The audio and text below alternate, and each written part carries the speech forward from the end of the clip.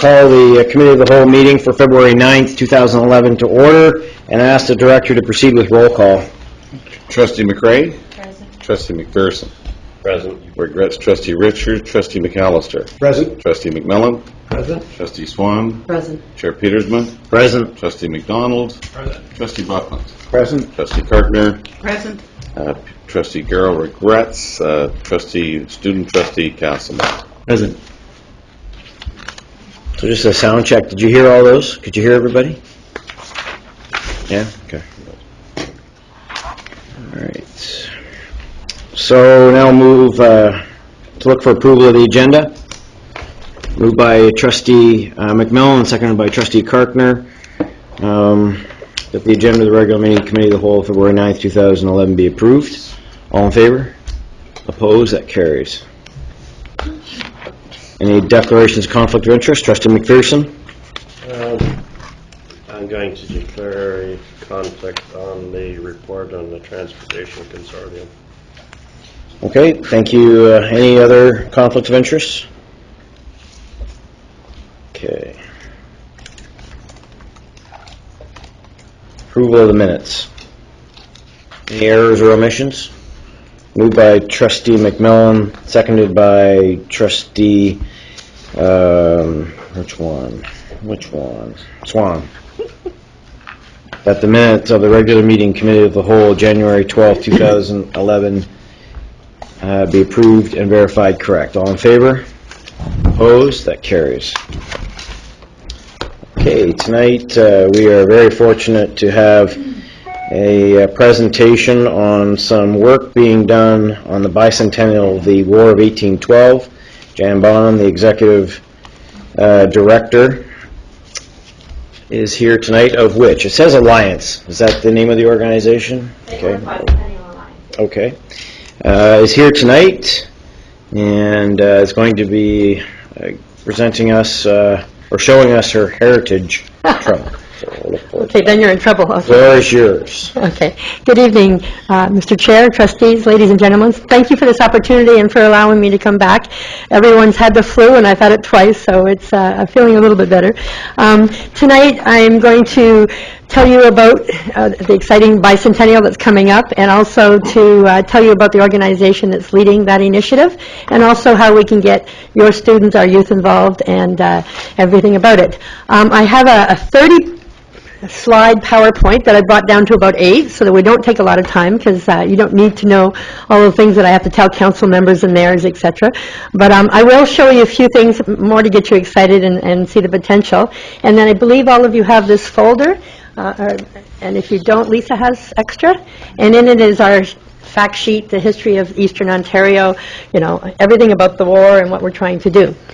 So we are here to celebrate Canada, and after last year's Olympics, it's time for us as Canadians to stand up and wave our flag a little more, but the whole idea is to understand where we came from and our roots. So the bicentennial is what this is about. Okay, so what is the War of 1812 bicentennial? It's going to be a celebration of the 200th anniversary of the War of 1812, which was a historic turning point for the history of our country. And it was a 3-year war, so it went from 1812 to 1814. So we're going to try to keep the momentum going for 3 years. A little bit of a challenge, but we're going to do our best. The commemorative events will instill pride in Canadian history and help us understand our identity and the outcome of the war. No, I won't tell you who won the war or who lost the war. I will tell you the outcome is we now have 200 years of peace and friendship with our American neighbors. It will showcase the bonds that grew about, especially in this area in Eastern Ontario, the Loyalists, habitants, British soldiers, sailors, First Nations, etc. And the Battle of Chrysler's Farm was the battle, the key battle that had all of those individuals and those families fighting to keep our land. And so the whole thing is to promote our true north, strong and free. Okay, so we're not going to just glance at the past, even though that's a big part of it. A lot of what happened in Eastern Ontario were raids and skirmishes. There weren't a lot of battles. There will be one in 2012, the Fight of the Royal George, and there'll be one in 2013, which will be the Battle of Chrysler's Farm. Otherwise, we're going to go with the tourism aspect of come to Eastern Ontario and see what we have. But we will have a chance to celebrate and enjoy living history. So for those of you that haven't been at reenactments, they're quite exciting to see and quite noisy, and families love it. So there will be quite a bit of that type of activity. It will educate our youth. You'll see in a few minutes about our heritage trunks, and how we give the opportunity to dress up the kids and let them live history. The picture at the bottom with the buses, I was a coordinator of the International Plowing Match in 2007 at Leeds Grenville. I survived that challenging, wonderful event, and was proud to say 11,000 students from your board came to our event and hopefully had a good experience and were educated about agriculture. So that's the goal, again, is to have opportunities for our youth. It will showcase our heritage sites, so definitely Fort Henry, Chrysler's Farm up to Hannon Village, and the Rideau Canal will be big highlights in Eastern Ontario. Who's leading it? So the Ontario Ministry of Tourism wanted to do this as big as Expo 67, for those of us who remember that. Some of us are too young. Not me, okay. And the key thing is they want to bring tourism up, get more people, especially in Eastern Ontario. But there is 7 regions, so we're called the St. Lawrence region. The City of Toronto, with Fort York, Niagara, of course, is the big region. Hamilton, Windsor, Chatham, Georgian Bay, and Sault Ste. Marie. So I'm one of 7. There's 7 regions all leading this initiative. What is my organization? It's called the St. Lawrence War of 1812 Bicentennial Alliance. Huge, huge title. What it is all the DMOs, the chambers, council members, volunteers, historians, everybody and anyone that wants to get involved over the last 3 years has come on board.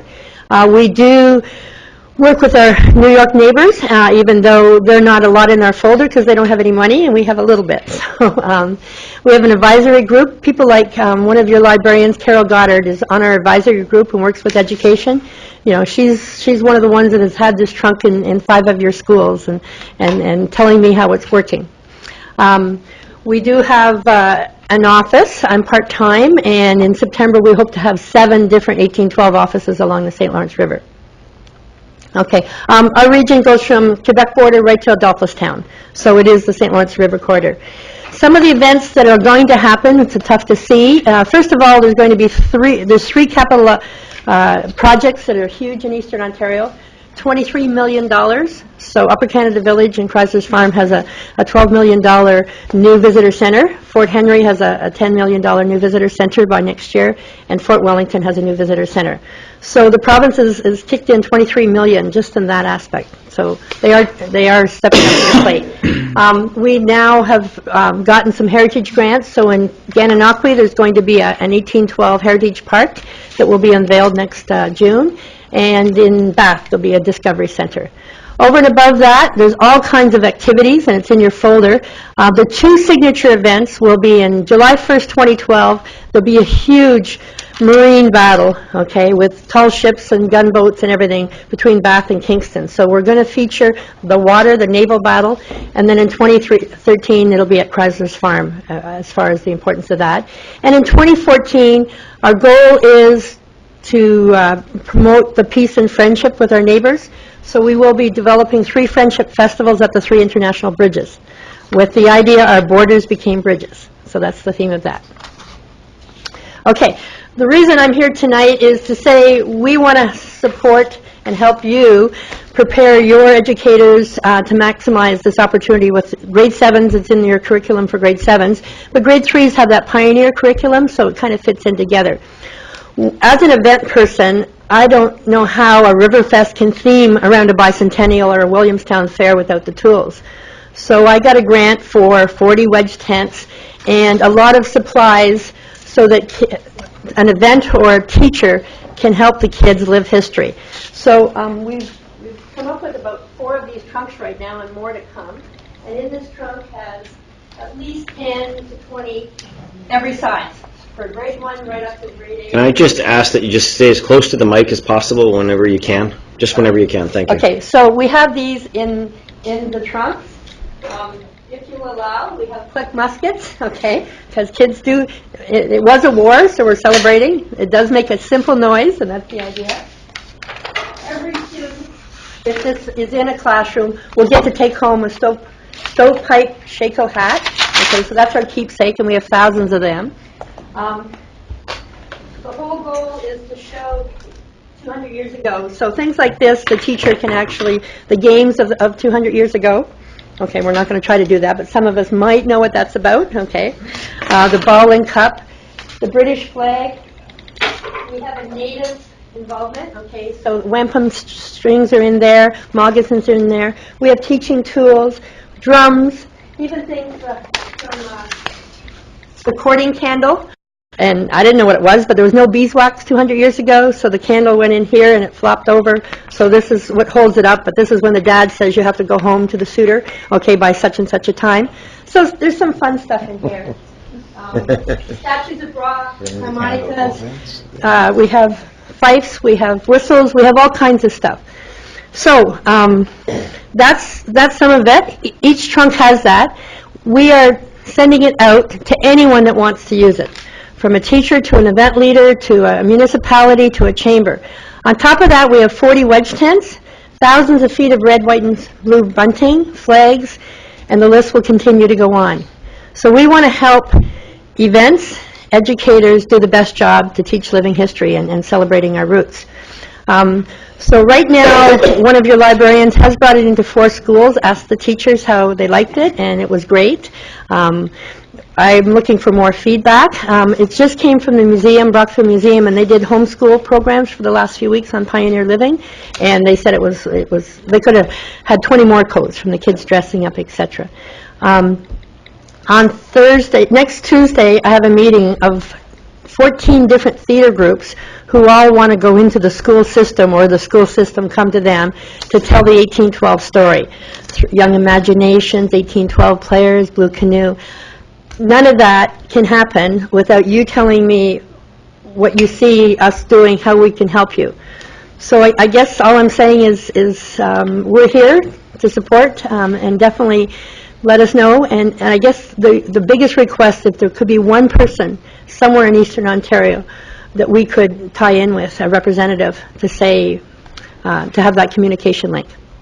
Okay, and I'll just take questions. So to the piece that is long endured, please go to our website, www.celebrate1812.com. And we have all kinds of extra other things to help you support that. Thank you. All right, thank you very much. Trustees, any comments or questions? Trustee McPherson? Just out of curiosity, do you have any events set up specifically that, say, a school could send children to on a bus trip or something like that? That I'm thinking of some of the events that some of our local schools are participated in, like theme days at Upper Canada Village, international plowing match, very much a student focus there. So is this set up in such a way that if a teacher decided to embrace it, that there's an event that they could actually take an entire class of kids to? Definitely a lot of the bigger ones will happen in the summer because it is around tourism and those facilities, which doesn't help your school year. I would suggest, as an example, on November 11th, 2013 at Chrysler's Farm, Upper Canada Village, is the actual date of the Battle of Chrysler's Farm. We're doing the Grand Tactical in July, but that would be the, not only is it November 11th, so there's an extra tie-in, but that's the actual date, and it's Upper Canada Village, so the facility is used to handling school kids. So that's one that would be during the school year. We can create events. We can definitely let you know. The prime 2 big ones, unfortunately, will be July 1st weekend. But in Bath, well, Bath is a different school board, but they have an 1812 Discovery Center that'll be open. Your students could go to that at any time over the next 3 years. It'll open next spring, as well as the new visitor centers. So yes, the international plowing match was nice. It was one place, you know, teachers knew long ahead of time what the busing. The other thing is we can get grants, and the Canadian Heritage Grant for any anniversary event over 100 years, which ours is, gives 100% funding. So we've put money in for busing. Okay, because that's always your issue is how to get the kids to the facilities, right? So definitely on June 18th at 11 o'clock, in Gananoque will be the kickoff to this whole 3-year bicentennial. So all of the schools in that area, we will approach with your permission and try to get the funding to get them there. and that will be a commemoration in comparison to a celebration. You hate to celebrate people dying, so, but again, we want to showcase Eastern Ontario. So yes, we'll do as much as we can. Trustee McAllister? Jan, in addition to the box of goodies that you, or The tickle trunk, goodies yeah. that you have there, have you given any consideration to a curriculum guide to accompany the presentation? In the trunk, we've got, teaching tools for everything in that trunk, as well as at our website. And we have 7 regions working with the province on adding to the curriculum. And then each of the facilities, for instance, Parks Canada has lesson plans, if you go on that, around 1812 and around Fort Wellington, etc. So our website over the next few months will develop so that a teacher can go and get additional information. So handouts, that's why our folder has fact sheets in it, some basic stuff. And the history of the war's history of Eastern Ontario is in there. We spent a lot of time making sure that was official and approved by Royal Military College historians. So, yeah, we'll help your teachers in any way. Okay, thank you.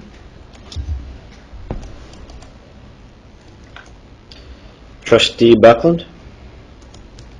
Thank you, Mr. Chairman. I was interested in the groups presenting drama.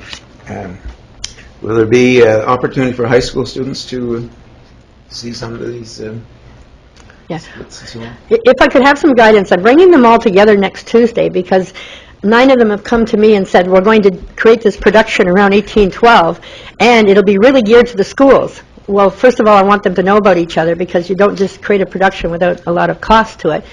Some are young imaginations, which we go and work with right in the school system. Others, for instance, the 1812 players are hoping that the schools, 700 kids at a time, would come to an armory or an arena and see this big production. But I have red flags when that comes up, where is the budget for that and how are we going to do that? Definitely the Queen's University kids, the Blue Canoe, is going to be geared to high school. Then you have the Thousand Island Playhouse, the Morrisburg Playhouse, all of them creating. And what we wanted to do was bring a barge down the St. Lawrence River and stop in every town, and one night be theater, one night music, one night art, and one night storytelling, and have tell the story in that way. Right now, we're tied up with customs and red tape and water. So things like storytelling festivals will happen. Sky's the limit. But this is the big year where we've got to cross the T's and say what can we do well in comparison to have a scatter of too many and nobody appreciating or accessing. So. Trustee McPherson? Thank you. War of 1812 is actually quite pivotal in the development of a lot of Eastern Ontario. The Rideau Canal was constructed largely as a result of that war. You mentioned storytelling. You're aware of a very active storytellers group in Brockville, are you? Yes, Deborah Dunleavy will be at our meeting. Yarn Spinners? Yes, yes. Okay. They're invited to the meeting, and they're keen, and everybody's keen, and that's the thing, is I just want to support them. Okay. I'm the grant writer. I'm supposed to help go find funding. So, fortunately, Canadian Heritage and Ministry of Tourism do have some major funding for this project. But, so, do you see it possible to have someone in your system that could work with us on a, not so much at being on our board, but at least, if we have anything that ties in with youth, that we would let them, the communication link is there? Director? Yeah, we're very pleased to work, and as you do understand, particularly with Upper Canada Village, our board is perhaps the single largest supplier of people to attend, and I know I've attended many times myself, and as recently as a couple of years ago, we held a major event at the, and we think that it's a great thing to be involved in. Our two superintendents are right in front of you, who deal with teaching and learning. These two young men? Linda and David. And, oh, sorry. You can't even the young guy. Yes, and they'd be more than pleased to connect with you, particularly for our schools in the St. Lawrence Valley and this whole area of Eastern Ontario. We celebrate with you the whole aspect of this wonderful perfect. history. As long as I had a name, then I can go away. They'll give you their business cards in just a moment. Okay. Good. Trustee Buckland? Chair, I'm just thinking about local history. Can the administration tell us where this does fit? You know, contemporary history or Canadian history or local history? Appropriate spots that could really focus on this as part of that course. Director? Actually, our presentation, she identified the two major sources in the grade 7 program, which is a major part of Canadian history and real introduction to adolescents. And the other one is if you're in the schools today, you'll see in grade 3 the whole aspect of pioneers and so forth is celebrated. And I think through our high school, and perhaps Associate Director Cars, we'd like to talk about I know our secondary programs are involved. Well, I think there's a real opportunity because as part of the ministry's ongoing curriculum review cycle, the social studies curriculum actually is going through its review cycle over the course of this year. And they've retained the focus in grade 3 and in grade 7 as identified. One of the shifts in the curriculum is a greater exploration of different communities within Upper Canada at that time. So I was pleased to see that you'd incorporated that in your materials to have that perspective. So as we are working with teachers to introduce and review our curriculum, there's certainly an opportunity over the course of this year to bring to their attention the resources and events that you're sharing with us tonight. And the key thing is it's not just 2012. We have 3 years. To accomplish as much as we can, okay, and to leave that impact. Good. Trustee McPherson? Just a curiosity, and I don't want to step on Carol's toes. I believe they're hosting the International Plowing Match down in the Van Cleek Hill area. Yes. Are you going to make a presence at that event? Because that is a huge event. Tell me about it. I lived at the last one for about 9 weeks and didn't walk after.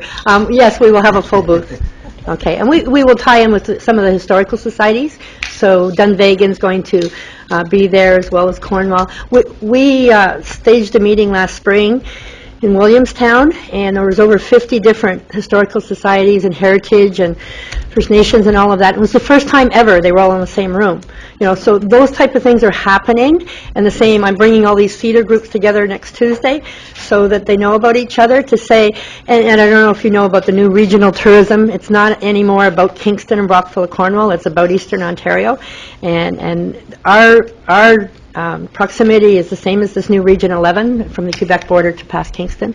So the whole idea is to showcase ourselves outside. So we will be at the IPM and everywhere else that we can be in the next, definitely the next year, if not the next 3. And I wish you well, because it's one heck of a challenge.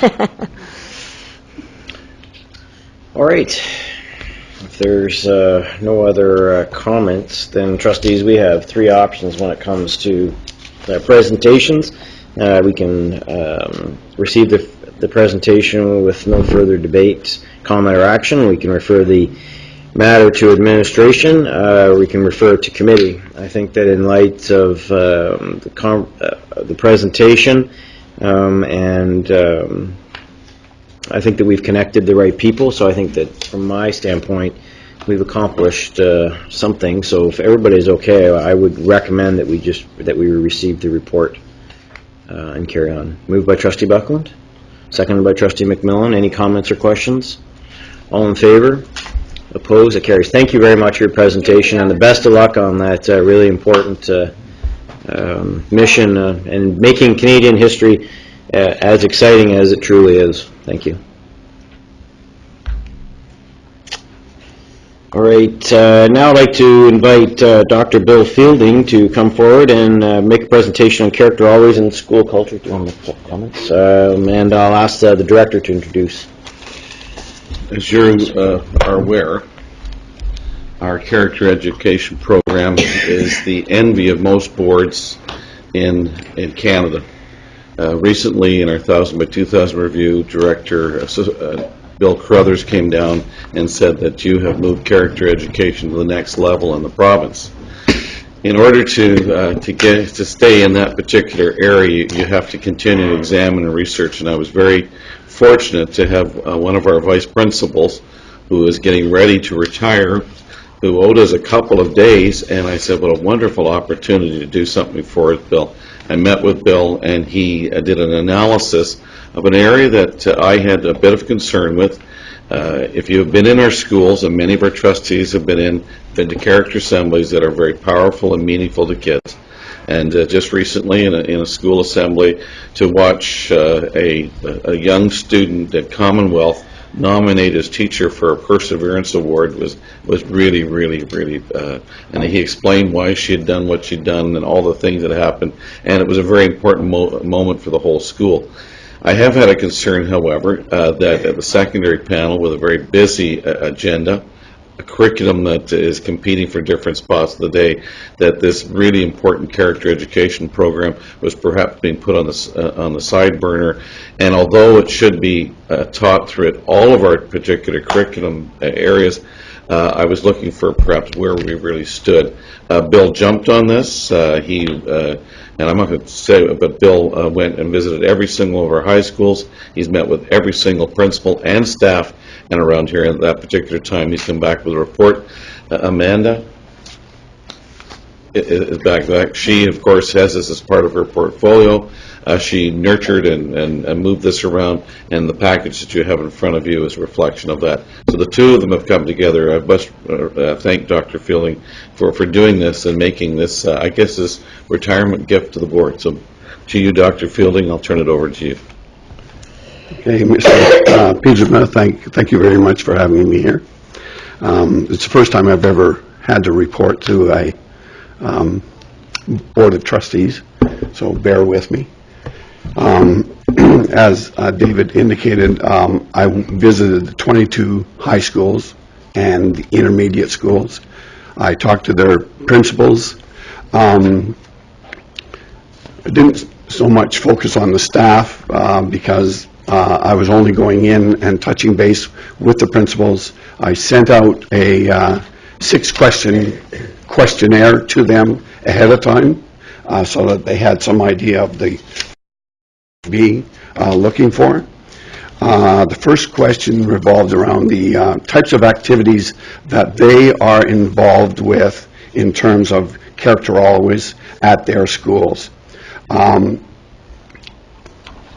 Every principal indicated that the first thing that they do every year is have grade level assemblies with their students to focus on character virtues, to let the students know what expectations they had for them and the types of behavior that would focus on them being successful.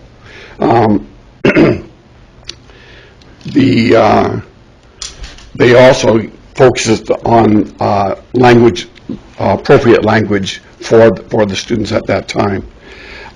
They also praised the feeder schools because they said it made their job a lot easier in that the students came in knowing the language, and that they had to, the only types of students that they really had to spend extra time with were students from coming in from other school boards, other provinces and stuff like that, so that they had to bring them up to the same level, language level. You'll have to excuse my voice. I've had flu for the last few months. So, now the other thing that they focused on were various activities throughout the school year. Now, on Appendix A, which you have, thank you very much.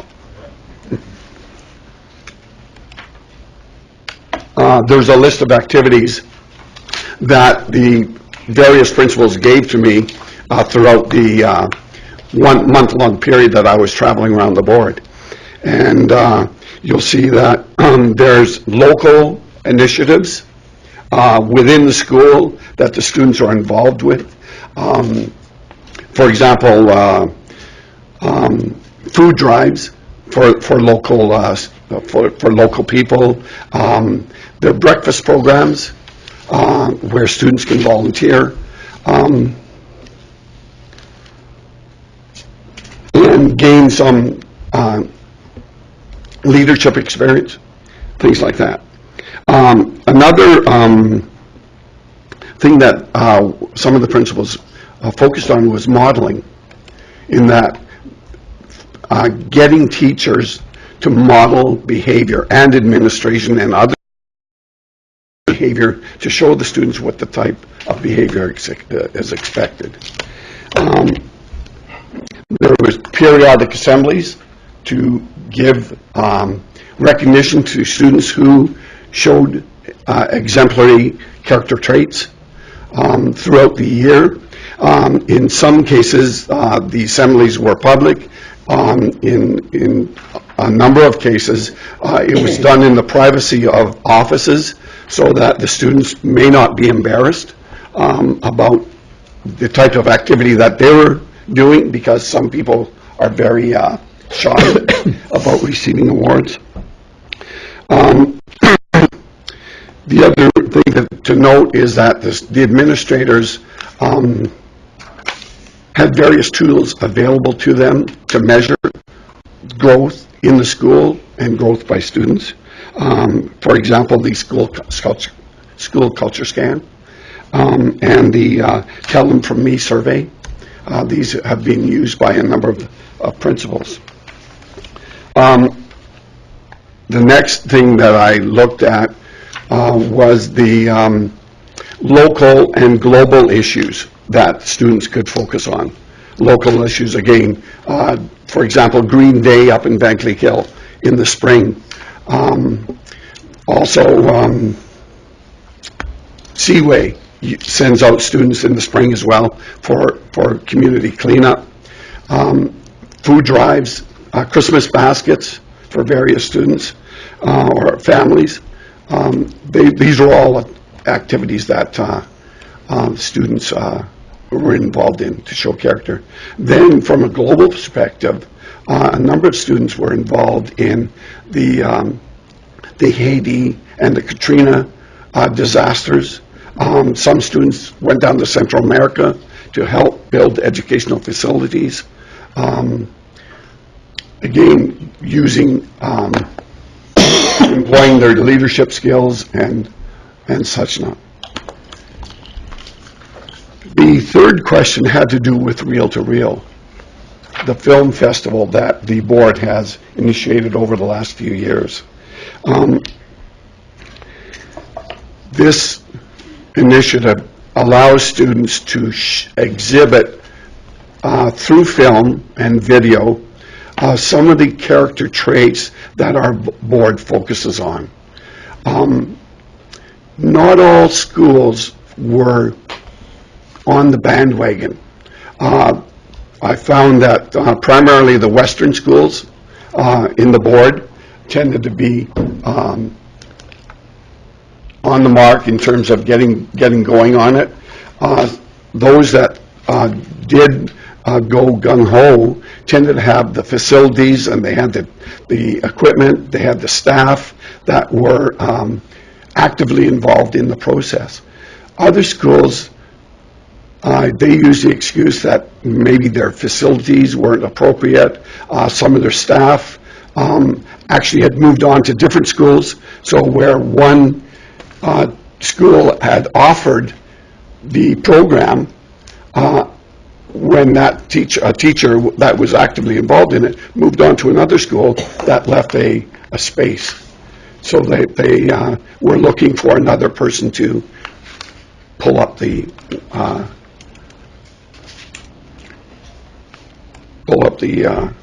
slack.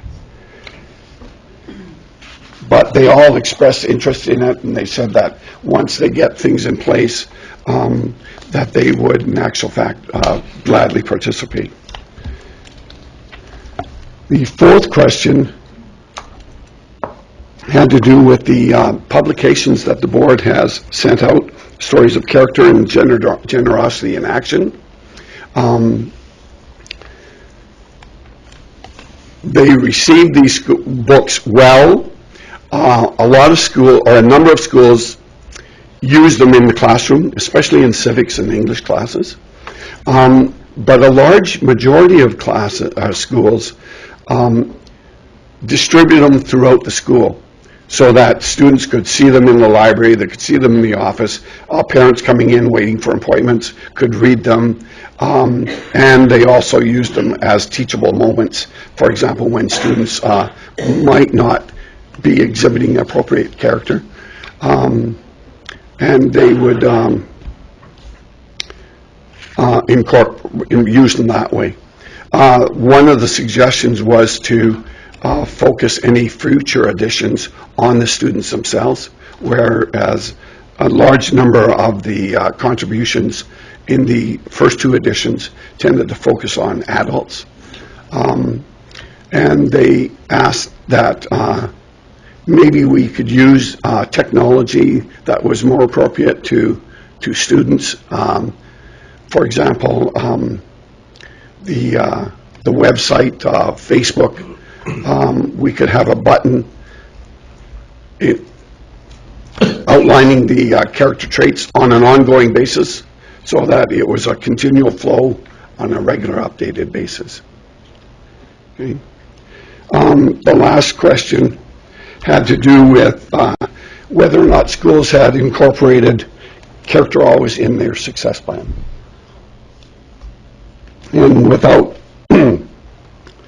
exception, all schools had, mainly in the wellness area, but they all agreed that they had to look at incorporating it all in all aspects of crew to ensure that it was completely successful.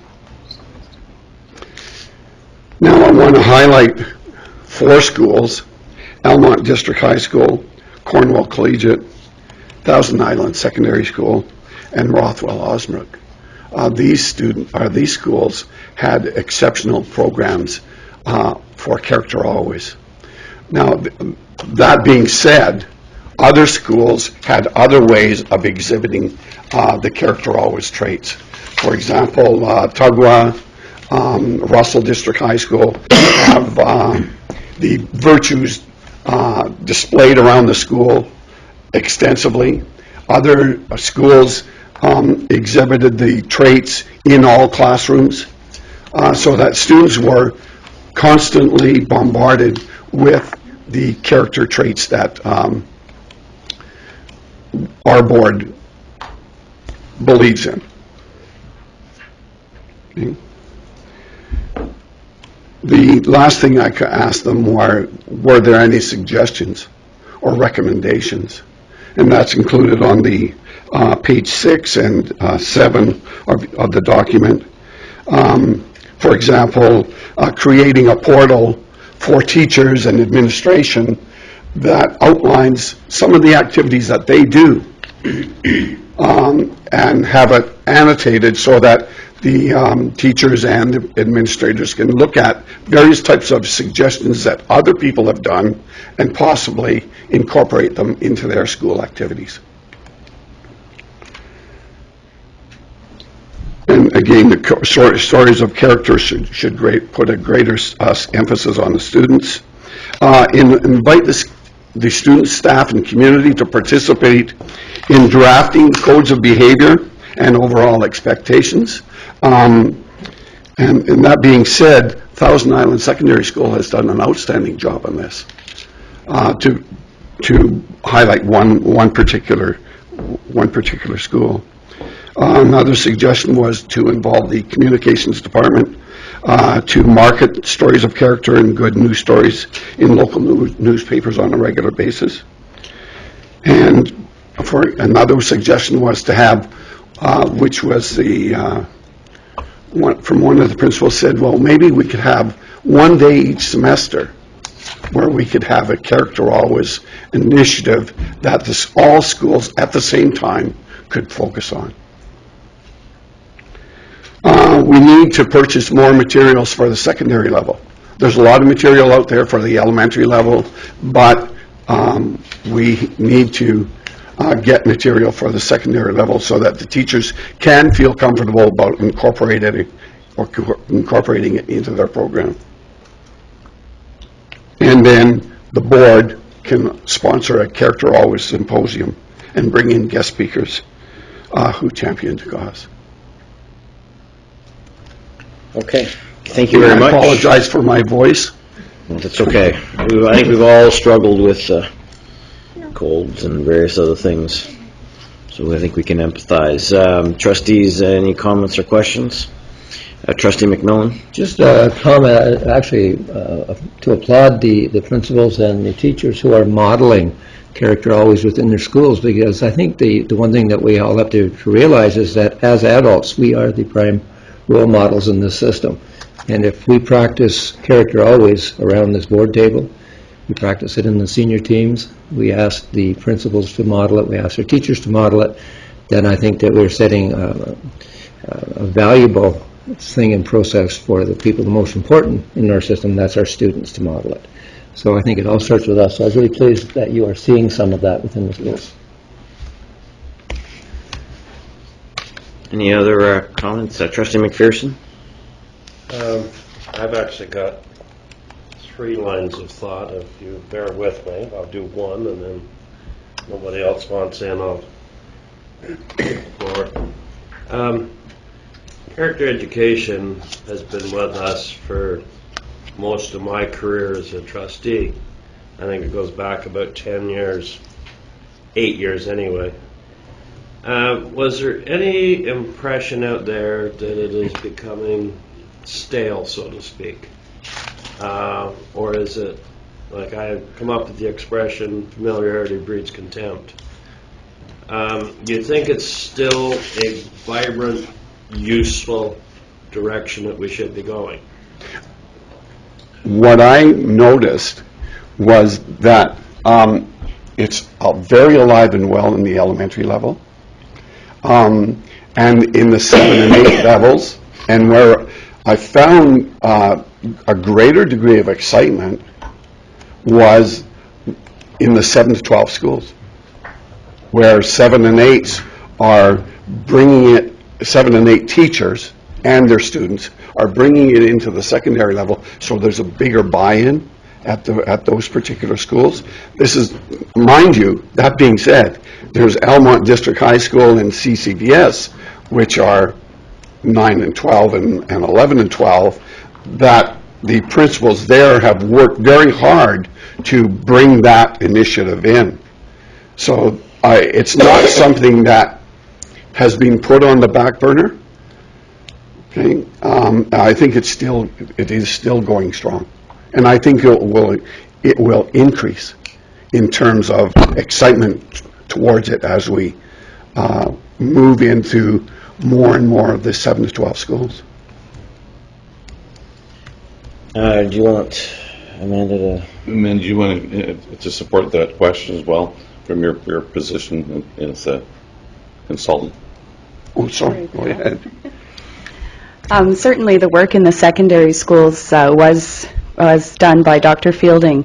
But I think from my perspective across the system, both elementary and secondary, what's happening is a real shift toward the components of character always becoming a huge part of our curriculum focus.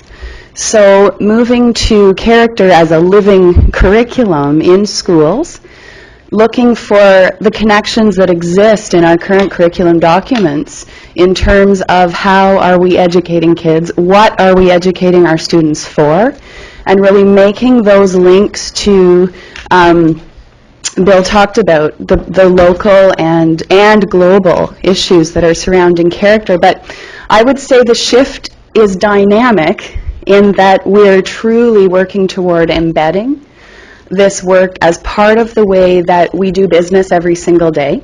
So yes, still a place for shining a light on character in a really big events, celebratory way, but certainly moving to how are we helping to create the citizens of tomorrow, and using character always as the foundation for that work with our students, asking them to think critically, asking them to make judgments and form opinions and question and challenge. And so I'd say that's more the dynamic shift. Thank you. Student Trustee Castleton? I just had a question. I was just wondering if, for the report, if any students were consulted, and my my thinking behind this is that the Character Always initiative is a program to improve student behavior and to try and instill characteristics in our students to try and make them better citizens. And it just sort of concerns me that it seems that staff were the only people in the board that were consulted.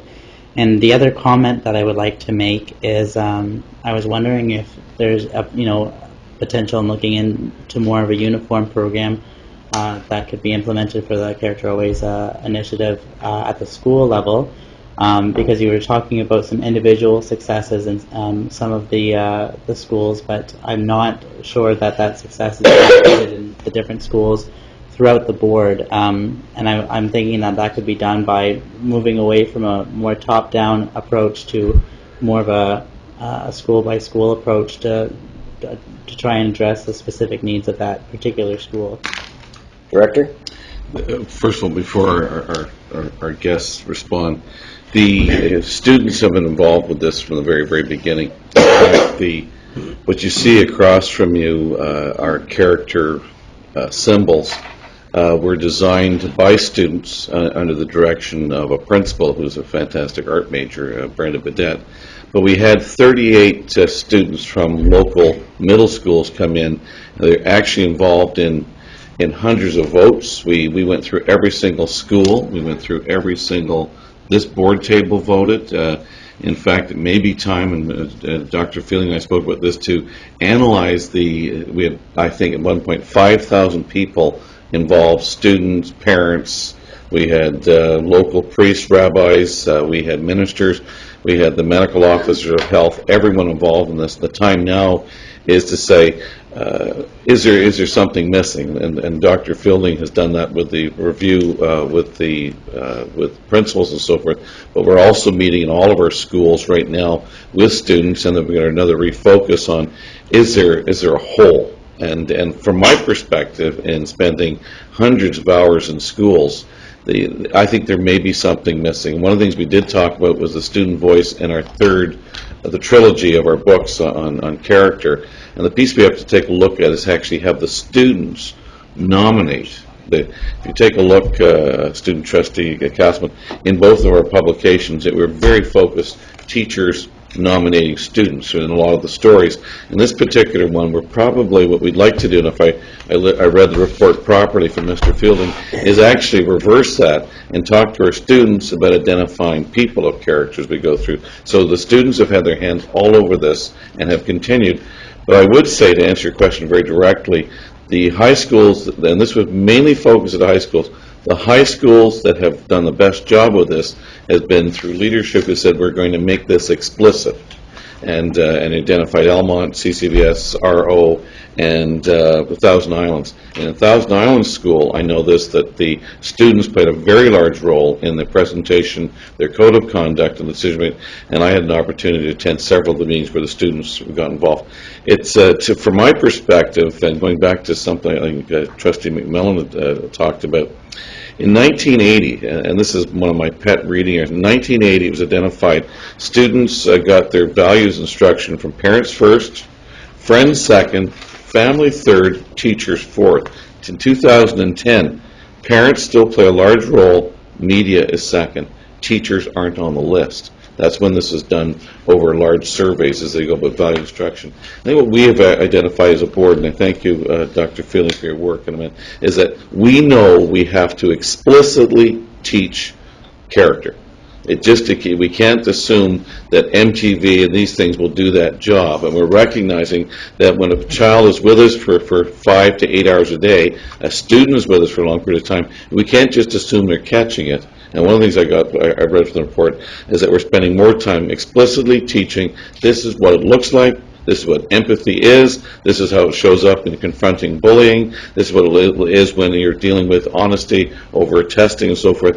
And I think we have to probably go further. So yes, we're paying very close attention to the voice of our students and recognizing how we interact and create a community of character.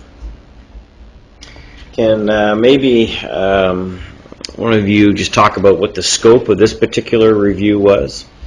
just to help us understand why you chose to talk to the people that you spoke to? Well, I was actually directed to speak to the principals, find out what was going on in their schools. Right.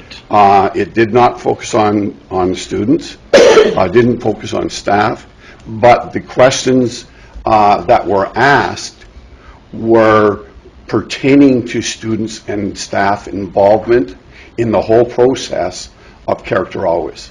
Okay. Okay, so I was looking at, talking to one person and saying, okay, what's going on here? What are you doing? And how are these other people involved in this whole process of Character Always?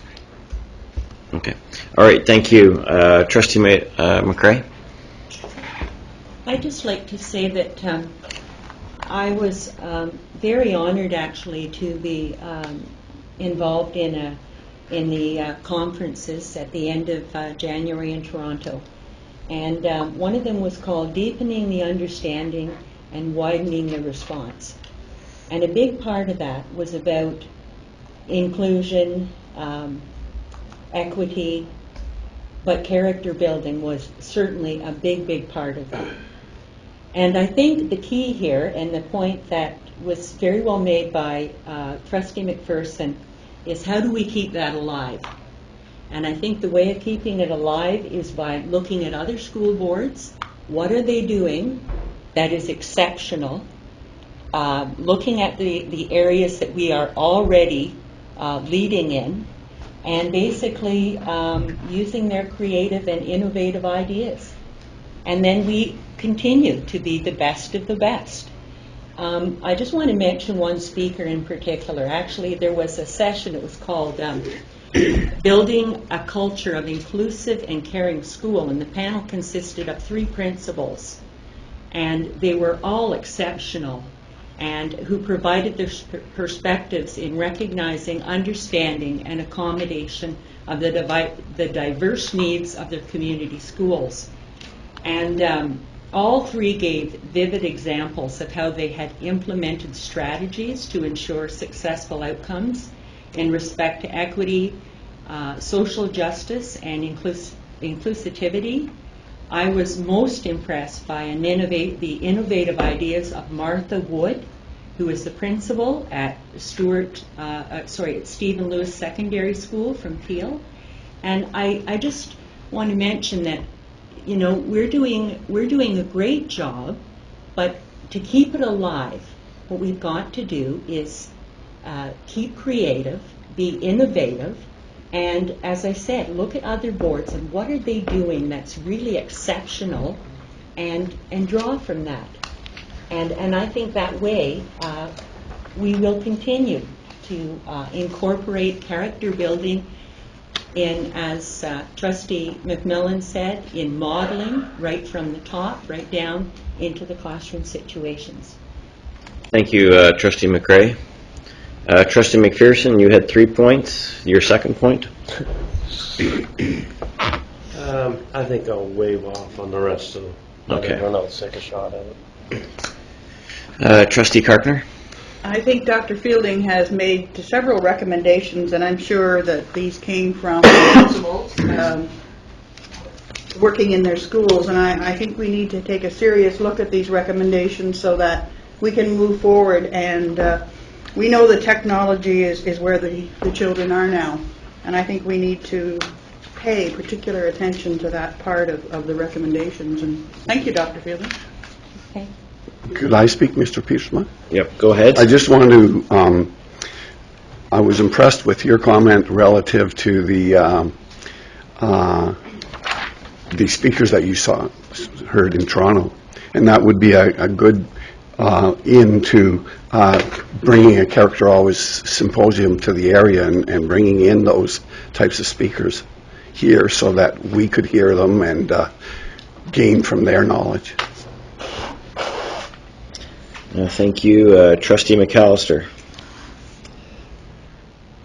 I just wanted to ask you 2 questions with regard to the Character Always recommendations, and I think the report is very well done. Two of the big issues in our schools, which is negative, but is harassment and bullying.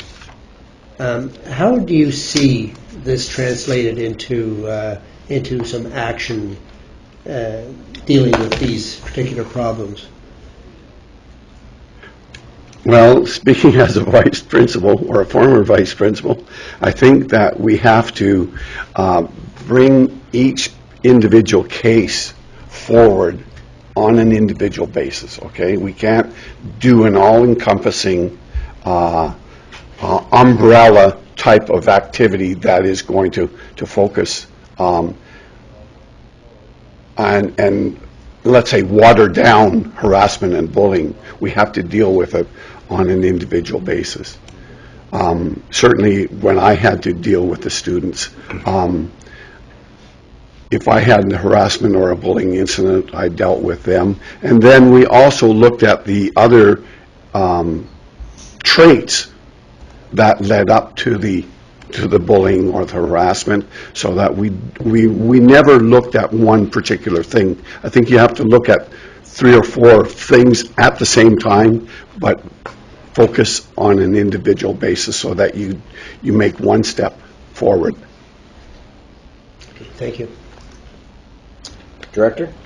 First of all, a good question, Trustee McAllister, but the character education program's roots have always been in especially at the elementary panel, the explicit teaching of the values of home and the values of the community. And it's hoped that when you do that explicit style teaching, you deal with the 3 parts of bullying and harassment. You see, what happens is so often, character education is everything you do when no one's watching and everything you do when everyone's watching.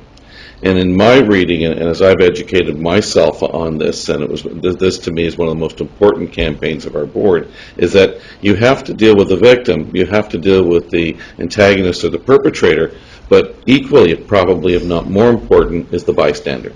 You see, what we've learned in bullying, both at the secondary and particularly the intermediate division, is that you have to educate the entire school.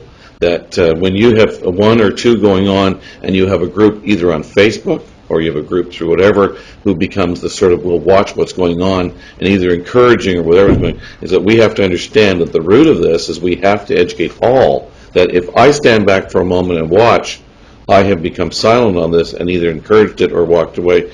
And what we're trying to work with through the character education program is to educate all. And that a bystander has a role to play, that you may not have the courage perhaps to stop the bully, but you have to find someone who will. And what we're noting as and I would say the next piece, because I remind the group, Dr. Glaze's comprehensive review of our board program came back and said, you have to take a more aggressive look at your secondary schools, and thus I was able to connect this situation with Bill, and was come back and said, we're doing a really good job, but as Trustee said, we can do a better job as we go through. I think what we have to understand is that we have to deal with this 3-part thing, the bystander, the bully, and the victim. And I think this is going to help us. And just to go back to Martha Wood, as a friend of mine from Peel, is the fact that right now what's happening at Almont, what's happening at CCBS, at TIES, at Thousand Islands right here, is equal to those programs. And if you saw the involvement right now at Thousand Islands, the kids have written that code. They've been involved with their teachers at developing how this is going to be done. And they then become the people who set the standard in the hallways of how we work with one another. Obviously, in a large, busy school, that you can't see everything that's going on, but the kids do. And if you can train them for their role in this, that the bystander cannot be a bystander. And you may not be the person that says, stop that, but you may be the person that goes and finds the vice principal or the teacher or the EA or the person that come and help me with this shouldn't go on anymore. And that's the high schools that we're trying to build, and I'm pleased with that. And I think that more and more we're understanding the role of the bystander. What is that? Whether it's on the bus, whether it's at the bus stop, they have to be educated as well, that you have to say no. So again, everything you do when everyone's watching and everything you do when no one's watching, and we have to train the hearts and minds of our kids as we go through. So now we're trying to take this to an explicit cognitive level, teach their brain, and then teach their heart. Trustee Buckland? Thank you, Mr. Chairman. You know, teachers have always been models of character or moral behavior, and I don't think that has changed.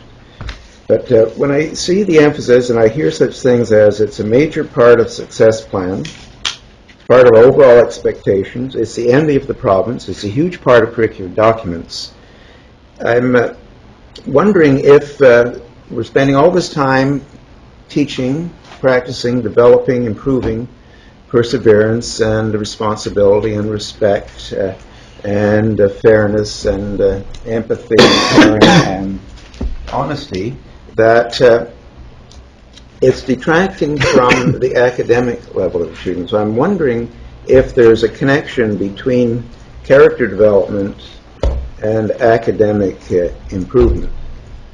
That's the first thing. Great question, and I know that every educator in this room wants to jump at that one. You may remember, Trustee Buckman, when I joined the board, I brought this with me. This was going to be a major part of what I was going to be involved in with this board. And the reason why I did that, if you take a look at the 5 high-performing boards in Ontario, you take a look at York Region Catholic, and you take a look at the 2 boards in New York City Division 13 and the San Diego school system, which are the highest performing systems in America, the 2 highest performing in Ontario. They had the most explicit, well-organized character education programs in the province. When I was coming here as director, I visited both those programs. I spent a great deal of time studying the program in San Diego from a distance. I have never been to San Diego yet. I'd like to, particularly this time of the year. But in studying the Division 13 in New York City, the superintendent, the CEO there, made this paramount program. And interestingly enough, their program, within 5 years, their division led the entire state of New York. And this was not the creme de la creme area. This was an area, a very mixed area of cultural backgrounds. And the teachers were given, as our teachers, real lessons, how we connect our curriculum and so forth. And as our board, I would like to think, and taking a look at our board, all of our standards are above the provincial average. 6 years ago, they were not. Now we're in a board in Eastern Ontario with the highest results. I don't think it's a fluke. I think it's connected. But to go one-to-one, say, teach good character to improve your results, I think, as Trustee McMillan said, if a teacher's teaching character, they're not only teaching the kids, they're modeling it, and what happens is I think the level in the whole school comes up. And certainly I've had the good to witness school improvement all come up because everyone's committed to a higher order of thinking. And I think the schools are connected, as I said once before, to not only teaching the head, but teaching the heart. And we've proven that we can do it. And I'm actually proud. What we're trying to say now is, could this have a potential even bigger impact in secondary? And I'd like to think so. So I think that we can't argue those facts are there. Trustee McMillan? Thank you very much. Just to repeat something that was said earlier, when I look at the character always that's in front of me, those are the cornerstone to the skills that the kids are going to need as they move into the 21st century. And the kids that are now competing in the global economy that now exists must have these things in place in addition to being strong students. And I think we have to really value what we're teaching because the kids are going to need it. It's all part of the future. As opposed to the academic? Both. Oh, okay. Go ahead, Trustee Buckland. I want to come back because one of the other sessions at the Ontario Trustees Conference was dealing with EQAO, and it shows an increase in such areas as reading, writing, and math in the grades 4 to 6 across Ontario. Now, I know we have a great board, but some of these boards are moving ahead without this inculcation, institutionalization of character ed. And so one of the things I would suggest, if you have vice principals lying around or departments ready, is that we conduct a follow-up. You've given us a compendium of a lot of students, and I can verify some of the ones from our area that are succeeding, but why don't we follow up? Is my suggestion. Thank you. Dr. Fielding, do you want to talk about the follow-up part of that? Because I know that you asked, when you were in the principal's office, you asked about each of the kids, and that's why we put that there. Did you have, I know this might be anecdotal, but and I'm not sure if all the trustees have this, but it's a list of all the students who have taken these, who you have presented the trustee character award to. And could you talk a little bit about what the principals told you? Actually, the list of students that received the character awards hasn't been made public. You may have received a copy of it. But every year, the schools award a student your trustee award. And without exception, these students have gone on to various levels of success at the college level and university level, and in a few cases, they've also gone out into the workplace, mainly to family farms, where they've stayed at home and worked in their family farms. So I think the trustee awards have gone a long way in making students feel that what they're doing is right, and you're awarded for that.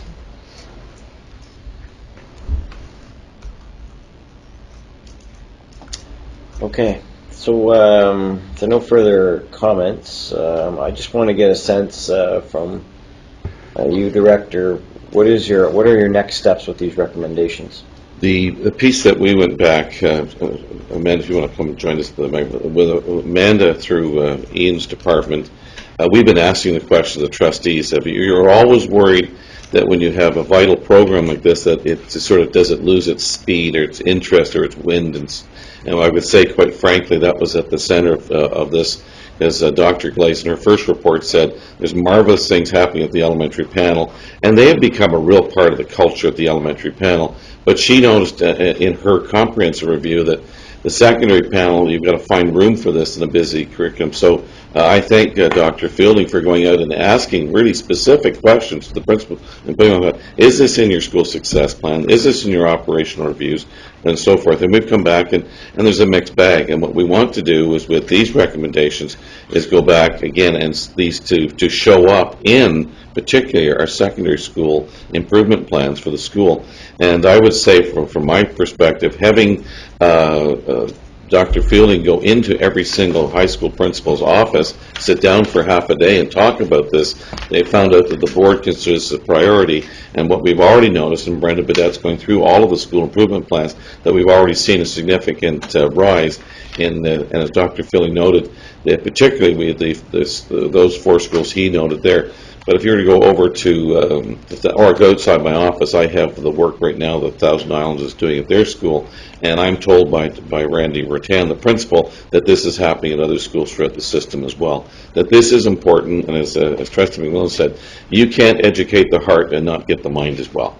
And as one improves, the other will improve as well. And what we have understood that the explicit teaching of values has become a part of what teachers have to do. So are you placing these in a charter, or? Well, they're already in a charter. Okay. Perhaps we can, Amanda, do you want to respond to that, please? Sure. From a teaching for learning perspective, and I think this goes, Trustee Buckland, to your question about the academic rigor, I think, and how that fits with what we're doing with character. The next step is really moving into a realm of we're doing work in collaborative inquiry throughout our board in every school. Every principal is involved, and we're moving to the level of teachers coming to the table as well. What we're finding as we move through is that as we look at curriculum and we start to dissect those expectations and look at how we're teaching the content area that's in the Ontario curriculum, the roads sort of lead back to character and to what's important. Social justice, equity and inclusion, all of the issues that you've talked about today, they are right in our academic curriculum. And so it's not really, our next steps aren't really separating, but rather bringing together what we're expected to teach as directed by the ministry, with how we're doing that in the classroom every day and how that becomes relevant for students. So there's that. And I just wanted to add as well that I was new to this portfolio last year and have been blown away. You talked about people going to other boards and the number of boards that come to us. I think that that's a really important component to highlight. Yesterday, in fact, I received something from Ottawa Carleton requesting all of our information on the work that we did with Dr. Avis Glaze, the recommendations that were made. And as I move around the province and liaise with other people who are in my role, certainly I'm always pretty astounded by the reactions that people have to the work that we're doing. So I agree that that connection and our next steps there are definitely talking to people in other boards and seeing what's happening, but just to highlight that we really are sought out for what we're doing. So I think that that's a real testament. Trustee McPherson? Just a question, and in the Perth area, the Kinsman Club is still quite active, and we've all heard of the Terrific Kids Award. I've actually been out to the Kinsman Club a couple of times and talked about our school board, and they're quite pleased that character education is one of the building blocks that we base our education system on. Lots of the school newsletters will say trait of the month is empathy, and most of the schools will take the values of character education and use that as the trait for determining the winner of the Terrific Kids Award for each and every grade. And what they get is a pencil, an eraser, and a photostat of a certificate.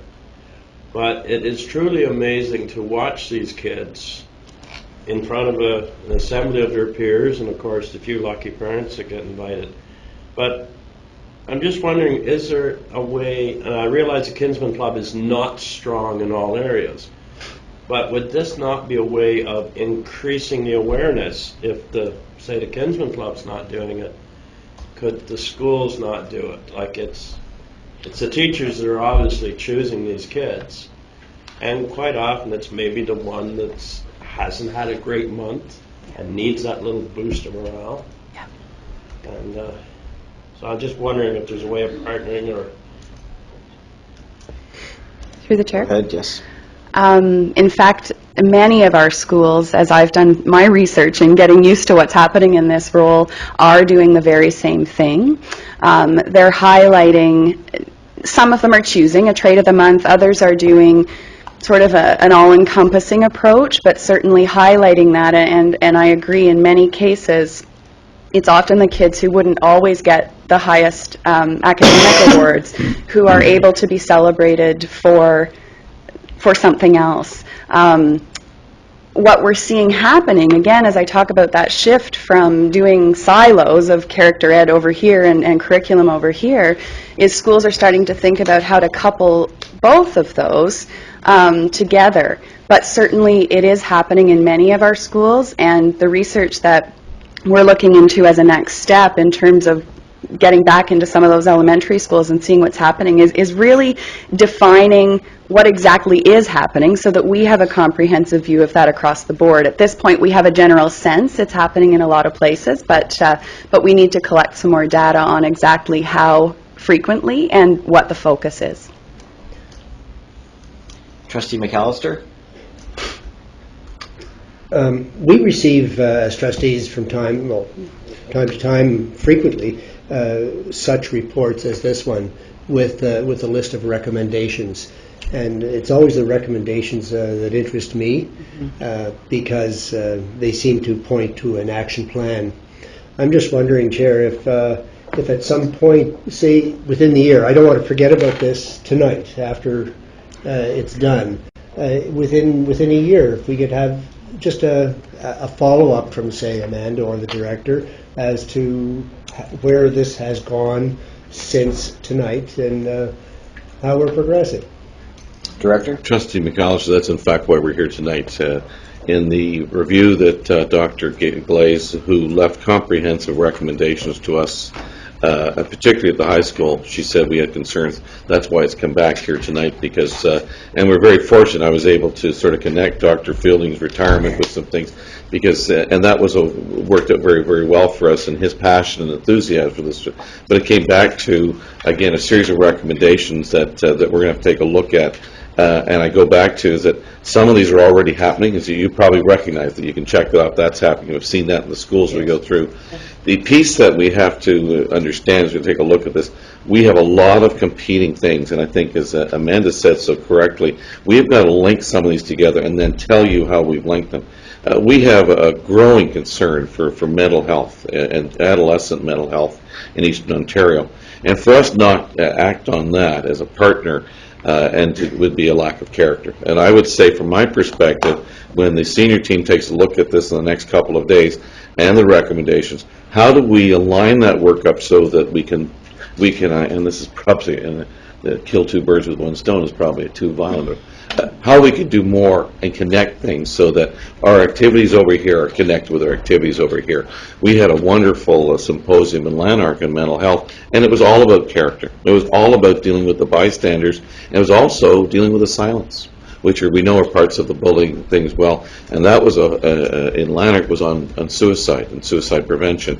And so we have to find in a busy and active where the school board is supposed to solve all the problems, we have to be nimble and quick and attach things the right way. And so I think you're going to see us try to get back to you and say, this is where we've connected this is where we've tried to make this more explicit, and here, I think the symposium, I think it's going to be, I'll be frank with you, I think it's going to be difficult.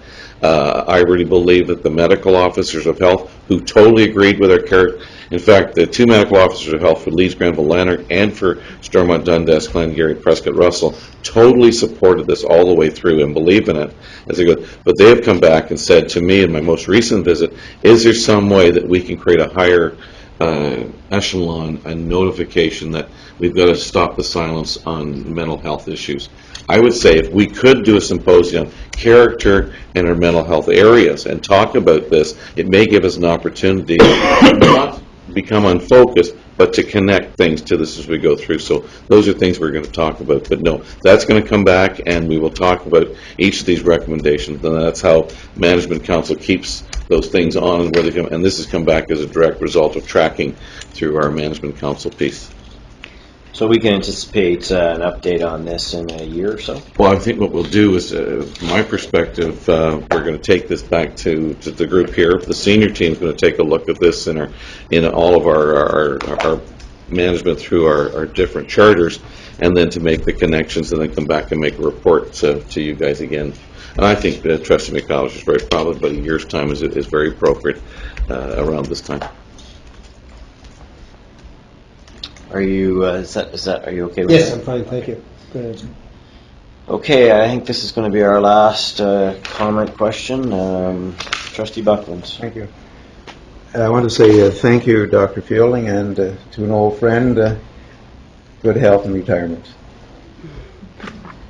All right, thank you for your presentation. I look forward to getting an update on this soon.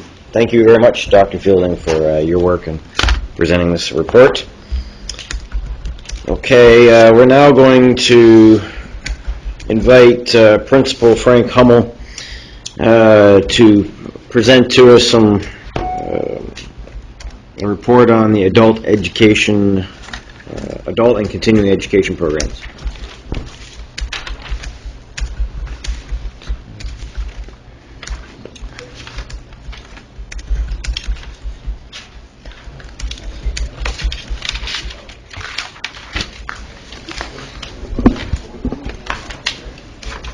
Good evening, everyone, and thanks for the opportunity to be here tonight. As the screen indicates, I'm here to present to you a report from the Ministry of Education on adult and continuing education business model review. And when I first learned late last spring that the Ministry had selected Upper Canada District School Board for such a review, I, of course, immediately went into panic mode and wondered why us. But as you'll see as you peruse the pages of the report, I think they selected us because we have a vibrant program and a viable program and a program that in many ways is the envy of the province. And you'll see through the best practices that have come out of the report that there's some lessons learned in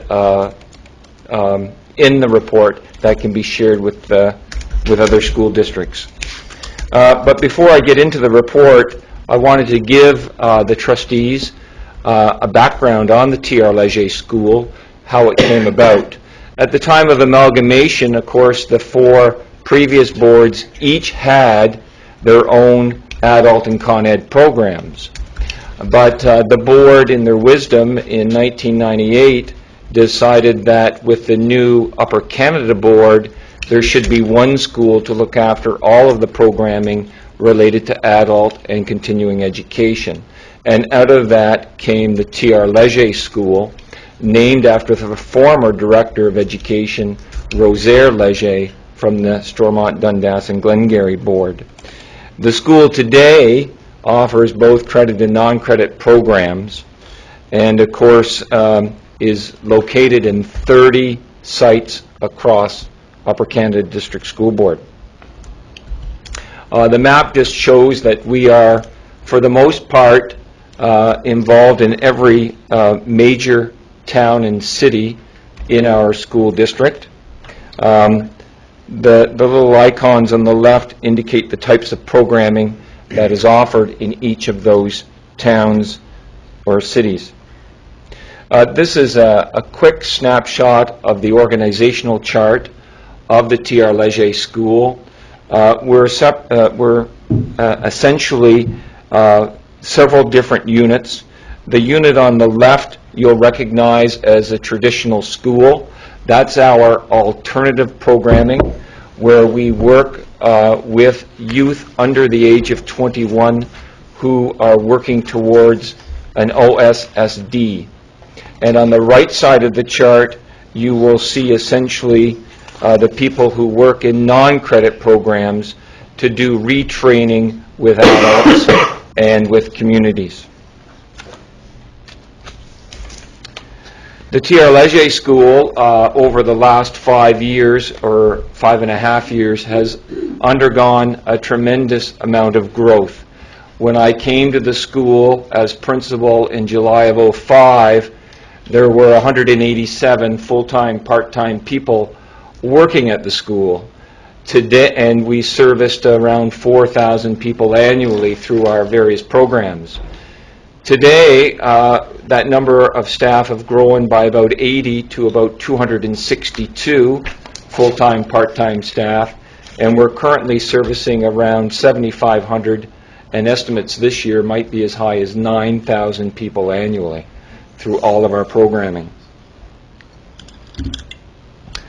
So that's the background. Specifically, the ministry review focused on what we call ACE, Adult and Continuing Education. It did not focus on our alternative programs. So under ACE, of course, are all of the things listed on the screen. It includes adult day school. That would include adults who are coming back to school to receive a diploma. Adult continuing education day school, whereby those adults are taught by a teacher who is paid the hourly rate rather than the grid rate. It includes night school and summer school, correspondence, and some e-learning, and something that we refer to as PLAR, which stands for Prior Learning Assessment Recognition. You may know it as maturity credits for people who are returning to school. So why did the ministry decide and the government decide to review ACE programs? Well, they selected 12 boards from across Ontario to review. And the feeling is that they selected boards as a way, of course, to increase public confidence in the education system, but also in the wake of the economic downturn to try to give boards tools or ideas on how they can support people in adults in adult school who may wish to upgrade their skills. 12 total, as I'd mentioned, were reviewed, and the ministry was pretty particular to make sure that they got a good cross-representation of all boards. The other key point here is that adult and Con-Ed programs across the province is not mandated by the ministry. So boards of education do not have to. They can elect not to offer adult and Con-Ed programming. So out of the review came 6 valuable practices that came from the consultants as well as the ministry officials who undertook the review. So here we go with the 6 practices, 6 valuable practices. The first valuable practice identified by the consultants was the fact that viable Con-Ed programs and adult programs have a superintendent champion, a supervisory officer who champions the cause or the work that the principal, the vice principals, and the staff working in that field do on a day-to-day basis. And we're pleased at Upper Canada that we have a chance to work with Superintendent Kennedy as well as Superintendent Gales as it relates to the business of adult and Con-Ed. They also recognized that the principal and vice principal and manager needs to be have a unique skill set, which includes some sense of being an entrepreneur, because you have to seek out where the markets are in adult and Con-Ed and take quick action to meet the needs of those people in that community. So highlighted in the report, specifically for Upper Canada, was the response that Upper Canada, the T.R. Leger School, has taken over the last 5 years with all of the major manufacturing plants that have closed. And you know them all too well. You know them as Domtar in Cornwall, Nestle's in Chesterville, Brown Shoes in Perth, Halfway Shirts in Prescott, Codwell Linen Mill in Iroquois. All of those places in the last 5 years have closed. We've seen a good number of those people return to the T.R. Leger campus for upgrading or in some cases to receive their illustrious high school diploma. So the consultants and the ministry officials were quite impressed with the way that the Upper Canada Board and T.R. Leger School responded to those needs and highlighted that in the report. The next valuable practice or best practice that came out of the review was the fact that vibrant Con-Ed programs and adult programs are linked to district school board strategic plan. Some school districts across the province don't have adult and Con-Ed programs connected with their strategic planning process.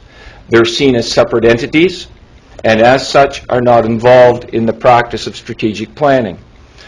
You know the CREW document all too well, and you know that our current CREW charter, that the T.R. Leger School has 2 direct CREW charters that we're working on, one for foundations and one for the restructure of the school. But our school-based improvement plan is tied specifically with the Upper Canada District school plans, and it looks exactly the same as any other school in our district. Unlike other areas of the province where the planning for adult and Con-Ed is done separate from the board's main plan and done separate and looks different than the planning that's done at regular mainstream schools. So the consultants again picked up on this and mentioned about something that we have at the T.R. Leger School where we look on an annual basis at program areas that are growing and program areas that are declining, because our population is ever fluctuating. We need to take that look on a regular basis about which programs are moving forward and which are declining. And also, I might add, what communities demand increased support in adult and Con-Ed and those that don't. So they like the ebb and flow concept of our planning process, and they wrote it into the report and they saw it as a best practice that could be shared with other school districts.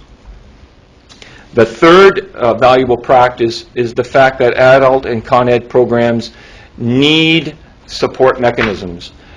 They need a financial analyst, someone that recognizes all the various funding envelopes that are available to adult and Con Ed programs, someone who understands all the nuances of the registers, what types of students you can place on certain registers, and what types of students you can't. They also recognize that because of the specialized nature of adult and Con Ed programs, you need a designated person in your IT department to manage all of this student information.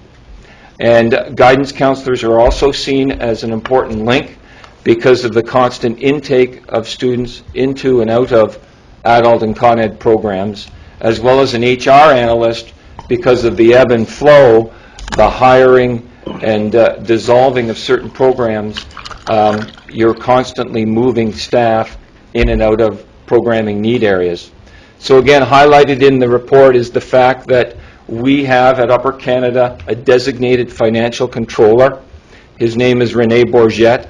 He's been with the school for 12 years. He understands the registers. He understands the funding. He works directly with the Superintendent of Business Operations, Rick Gales, as well as myself, the principal.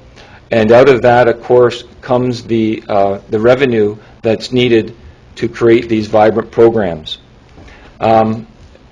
So we were pleased to see that because it's a practice that's well entrenched and has been entrenched with the T.R. Leger School since amalgamation. The next part, or the second part of the support staff, is the consultants pointed out that an HR analyst is an important part of the work that's done at an adult and Con Ed school. And this is something that we need, that we struggle with. We, of course, work with Superintendent Patterson and her staff in Human Resources, and depending on how fast we're moving to respond to community needs, really hits hard with the staff in Superintendent Patterson's office, because we can become quite demanding at times.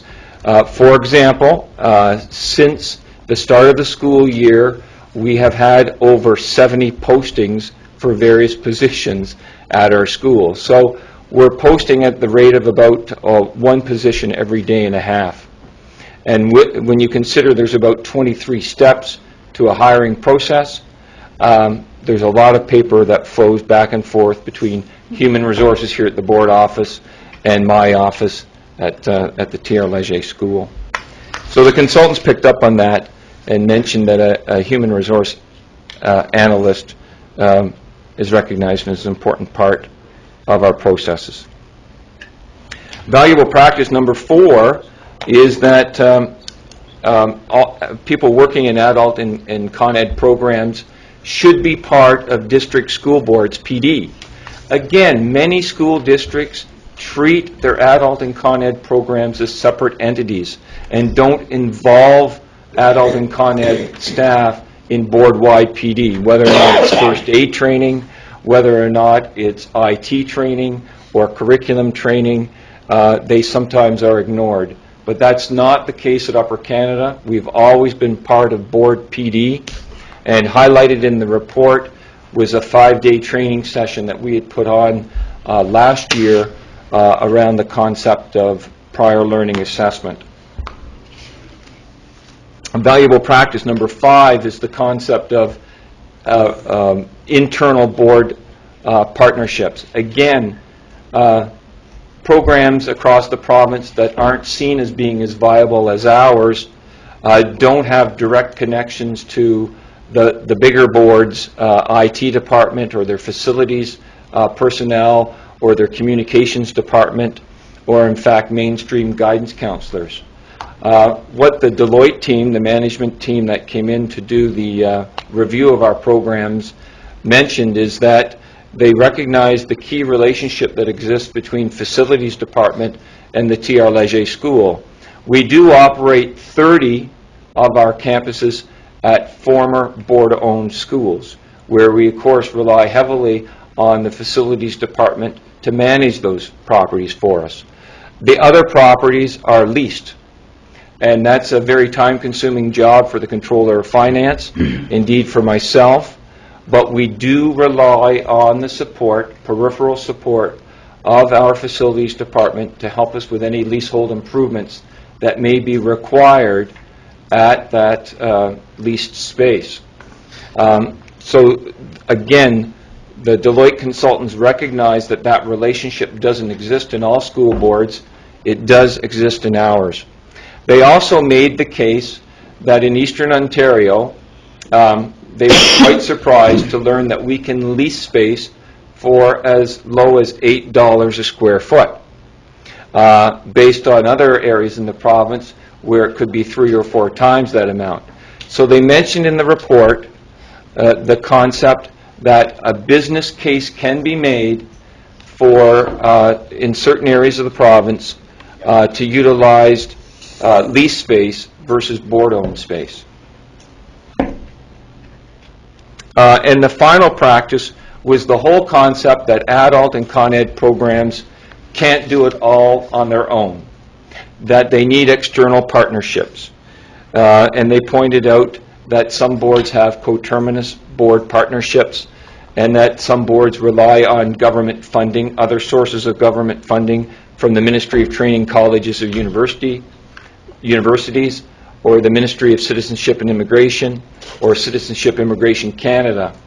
The T.R. Leger School, of course, just doesn't rely on funding from the Ministry of Education. We do rely on funding because some of our programs, our adult programs, are funded by the Ministry of Training Colleges and Universities. Our adult ESL program is funded sometimes by the Ministry of Citizenship and Immigration, and depending on the immigrant status, could be funded by the Citizenship of Immigration Canada. So those funding sources come to the school district, to T.R. Leger School, where we leverage that kind of support and that kind of funding to offer all of our programs.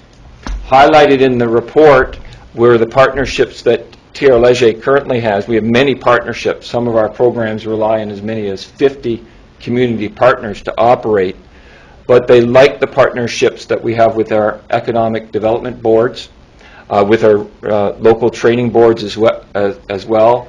The tri-board agreement in Prescott-Russell, where we partner with the 2 French boards to offer services and share space in those communities. And of course, our partnership with St. Lawrence College, Brockville, and Cornwall, where our campuses are embedded in lease space from the colleges. And coincidentally, the #1 source of students to St. Lawrence College comes from T.R. Leger School. So again, the consultants picked up on that and placed it in the report. So the implications of the report for us at Upper Canada and T.R. Leger is, I think, very positive, and we're quite proud that we went through what some people have called a forensic audit, but we came through it with quite a bit of praise and quite a few accolades. And I have received a few phone calls from other school districts to come and look at our programming. But the first point is that we are incorporating most of those valuable practices as identified by the ministry. And our financial model, given that we are a rural service delivery model, and our PD and planning models are seen as exemplary across the province. And as a result, our adult and con-ed programs are viable, that the Upper Canada District School Board does offer adult and con-ed programs, and hopefully for a good long time to come. However, with greater risk, there could be other opportunities for us and other opportunities to support our communities. And I've listed a few of the things here that we could become involved with. More involvement with corporate training, more involvement with general interest groups, more involvement in teaching English as a second language, more involvement with GED and international assessment and summer camps. Since I wrote this, we have embarked on offering in 5 schools after-school ESL support for our immigrant students. And that program started a few weeks ago, and we're currently servicing nearly 150 students after about 10 days of operation. So that's very encouraging to us. We have realized in the report, and we did take note, that it did, and I have had many conversations with Superintendent Patterson about the idea of a designated HR analyst to work with the type of volume that we experience around hiring. And I think that's it. So I'd be happy to take any questions that may come from the All table. right, trustees, comments, questions? Okay, Trustee McPherson? It's quite appropriate that this presentation follows the character education presentation. I'm a huge supporter of the TR Leger program. I've seen countless friends of mine that have fallen by the wayside, so to speak, in factory layoffs. And in all fairness, I refuse to miss a TR Leger graduation in my area. I'm fiercely protective of it, actually. And I've watched so many of my friends walk across that stage with a grade 12 diploma and have the opportunity to meet them a couple of years later maybe, and they tell me how it has put them back on the track to success and supporting your families. And the amazing thing is the amount of gray hair quite often is walking across that stage. And I was reviewing this report today, sitting in a vehicle that I won't bother naming, and I actually heard a voice come over my shoulder, and one of the students said, "That's about us." And I had TR Leger students sitting behind me at the high school in Smiths Falls. So this is a question from them. You mentioned the number 7,500 people annually. What percentage of that are alternative education versus adult education? Good question. We hover around 1,000 students in our under 21-year-old program. That varies depending on count date. We typically see more students come to us as the year progresses, but we anticipate that by June we would have serviced nearly 1,000 under 21-year-old students in the alternative programs. So you're actually serving in excess of 6,000 plus people as adults, eh? In one capacity or another. Summer school programming would service nearly another 1,000 under 21-year-old students as well. And then we run some e-learning and some correspondence programs, which may pick up about another 400 or 500 under 21-year-old students. Yes. Okay, thank you. Trustee McAllister. Through you, Chair, to Principal Hummel. As I read the report, I was looking for recommendations and I couldn't find any, and I realize now that what we have is the 6 best practices, and you mentioned the implications, and you've reviewed them. If you were to point out 2, which ones would you want to move on? Good question, Trustee McAllister. I'm interested in the answer to this, too. Pardon me? Everybody's interested. There's just noise, Principal Hummel. Just carry on. It's,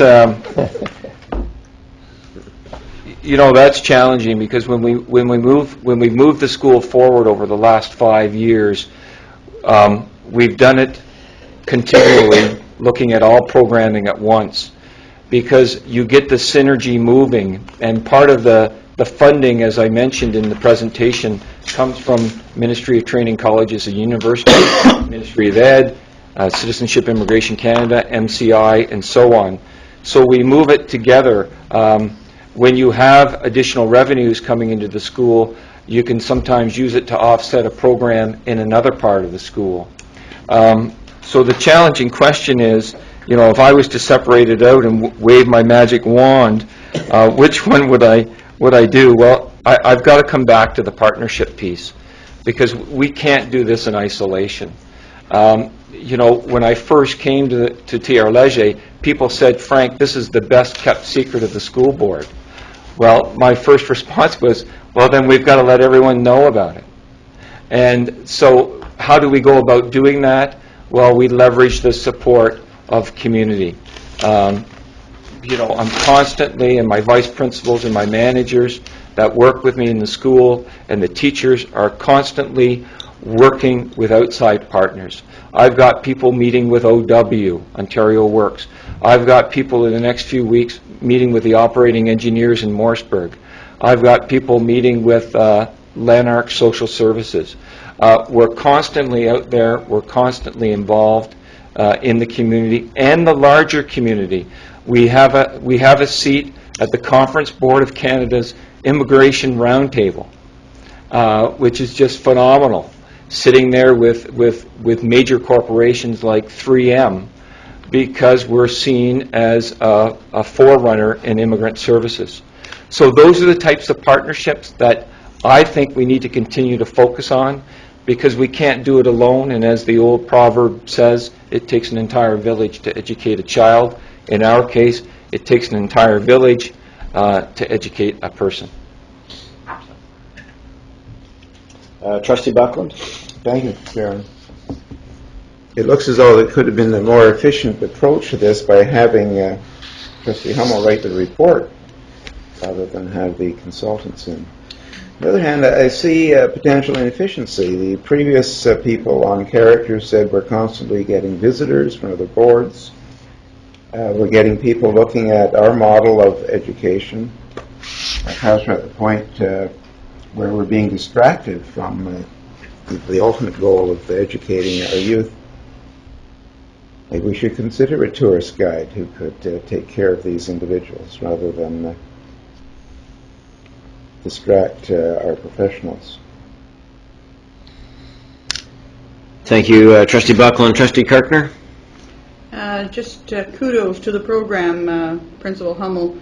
In Rockland, in another cap that I wear, I'm chair of a committee, and I have a member on my committee who's involved in your program in Rockland. He's a 78-year-old gentleman and his wife, and they signed up for your computer program in Rockland, and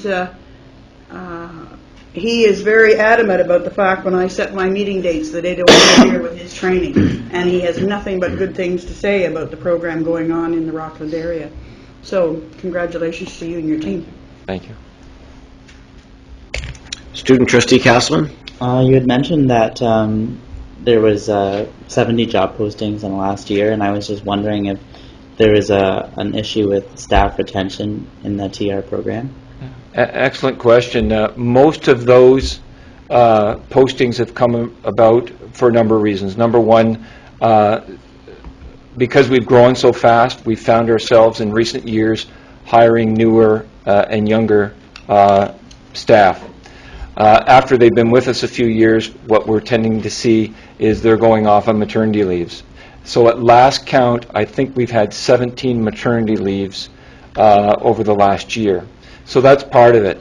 The other part of it is when we're running programs such as night school co-op or after-school ESL programs, they typically are running on a semester.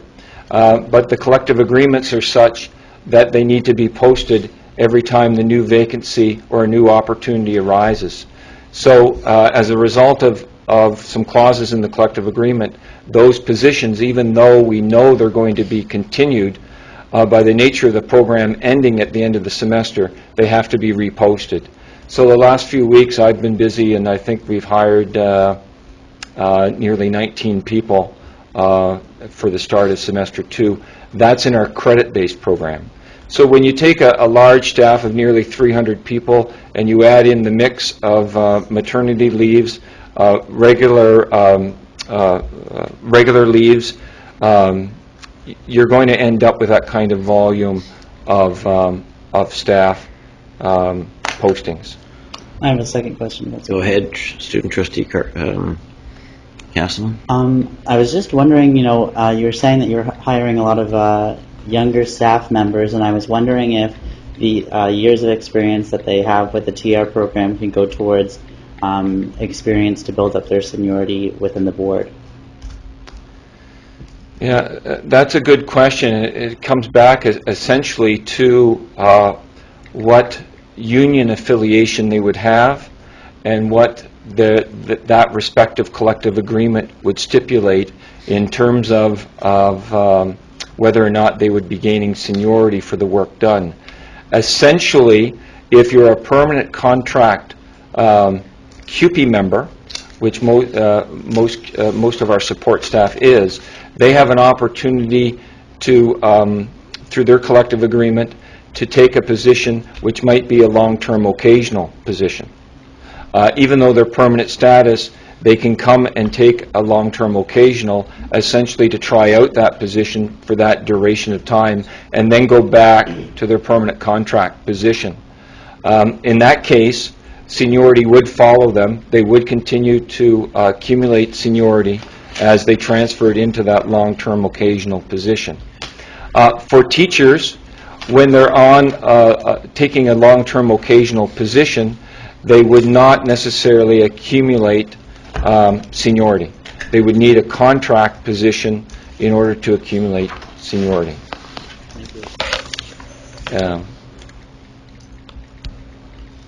Trustee Kirkner. It's a question about foundation sites, and perhaps it's not the time to ask that question since you're on continuing education, Right. so I'll give you a call. Okay, fine. Okay. Any other comments, questions? I was interested in your comment about the strategic plan and the fact that the ministry or the Deloitte picked up on the fact that it was a single plan across the board, and that they placed a value on that. And one of the things that we've been looking for is signals from either the ministry or the people that they hire to ensure that they understand what multi-year planning, as they call it, or strategic planning, as we call it, really means. So can you talk a little bit about what they saw and how they valued that? Because that's of interest to me. Yeah, and there may be a microcosm here, because as we move towards the accountability and the potential for perhaps the ministry to have one generic school board or school plan for all school boards, I think the consultants picked up over the fact that, or around the concept that even though Upper Canada has a planning process, and even though the TR Leger School is part of that planning process, within that planning process there's an opportunity for us to look at our programs from a program growth, program decline point of view and make adjustments to the overall plan.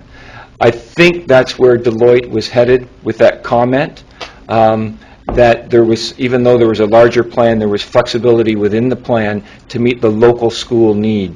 And it wasn't so rigid that you couldn't break out of the plan or adopt the plan or adapt the plan for your own personal school school needs or school community needs.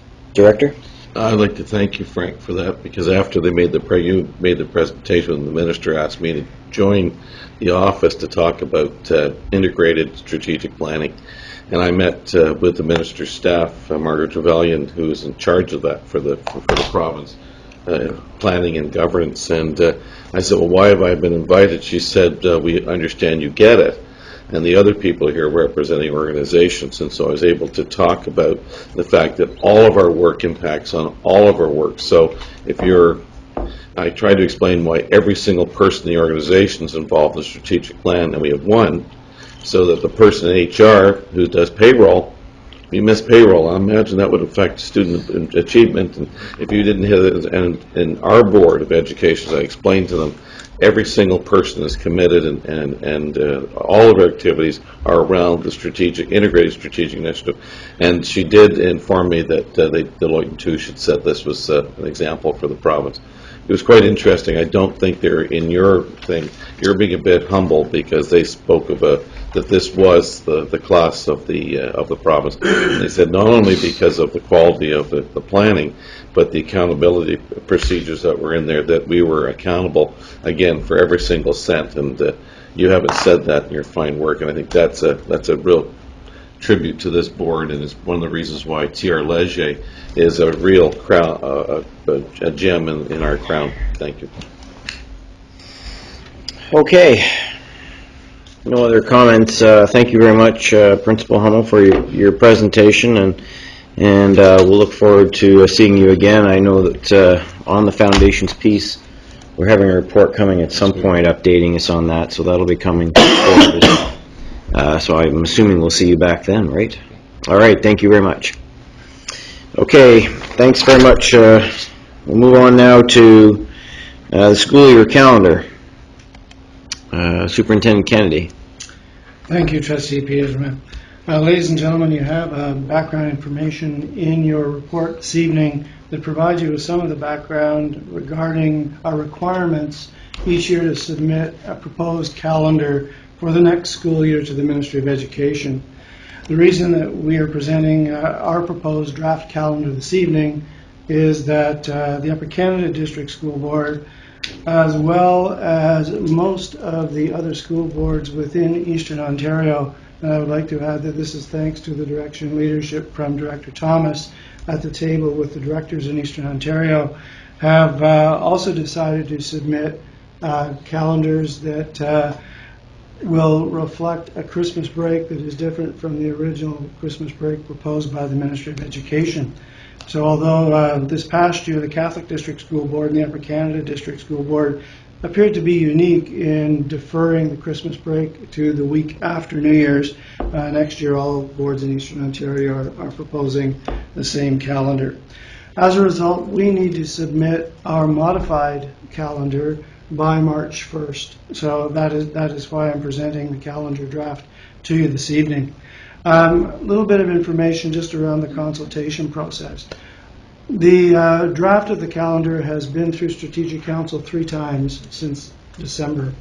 I took it first to Strategic Council to determine what kind of calendar they wished to think about, and it was unanimous that we would move forward again with a modified calendar, particularly with the change in the Christmas break. Our consultation with the Catholic District School Board of Eastern Ontario is ongoing because we share some busing, and actually so many of our families share school boards in one way or another, that it's important that we do try to match our calendars as closely as possible. And in fact, with this calendar, we have done so with the exception of just 2 PA days. So we have been working very closely with them. It's my understanding that their draft calendar will be presented to their board next week. In addition to that, we've been consulting with other school boards around the province as well, the Ottawa-Carleton District School Board in particular, as well as the Limestone District School Board.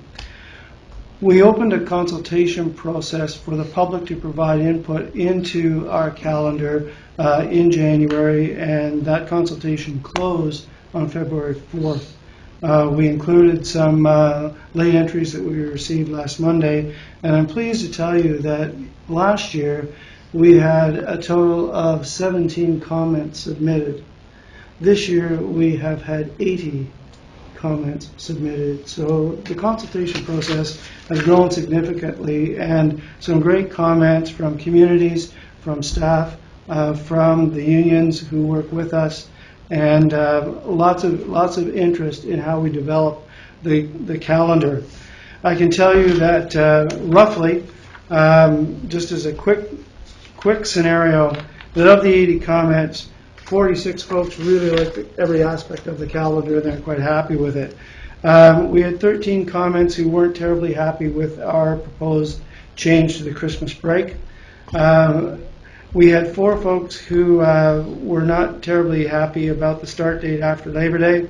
The PA days, we received 7 comments on, both positive and negative.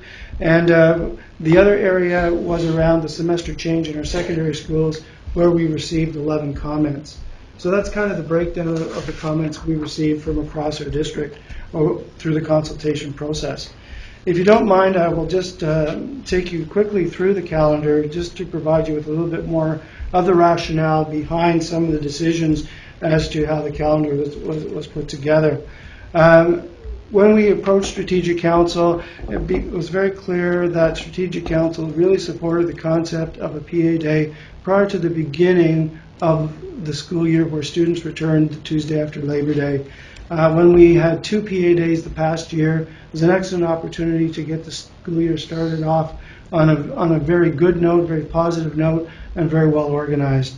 It gave the principals and the staff members a chance to get working together as a team before the students arrived. We received a lot of very positive comments about that. So this year, there was a request that we do consider adding the 1 PA day prior to the start of the school year, which begins on Tuesday, September the 6th. The PA day on October 28th, is aligned with the dates for our Small School Summit, which is a provincial event that we want to promote within the Upper Canada Board and also across the province. And it seemed appropriate that we would align our Friday PA Day with that particular event that's homegrown from here in Upper Canada. You will see that the holiday for Christmas is proposed to start essentially on the 24th of December. The 23rd of December would be the last day, and the week after New Year's would also be holiday time, with school starting again on January the 9th.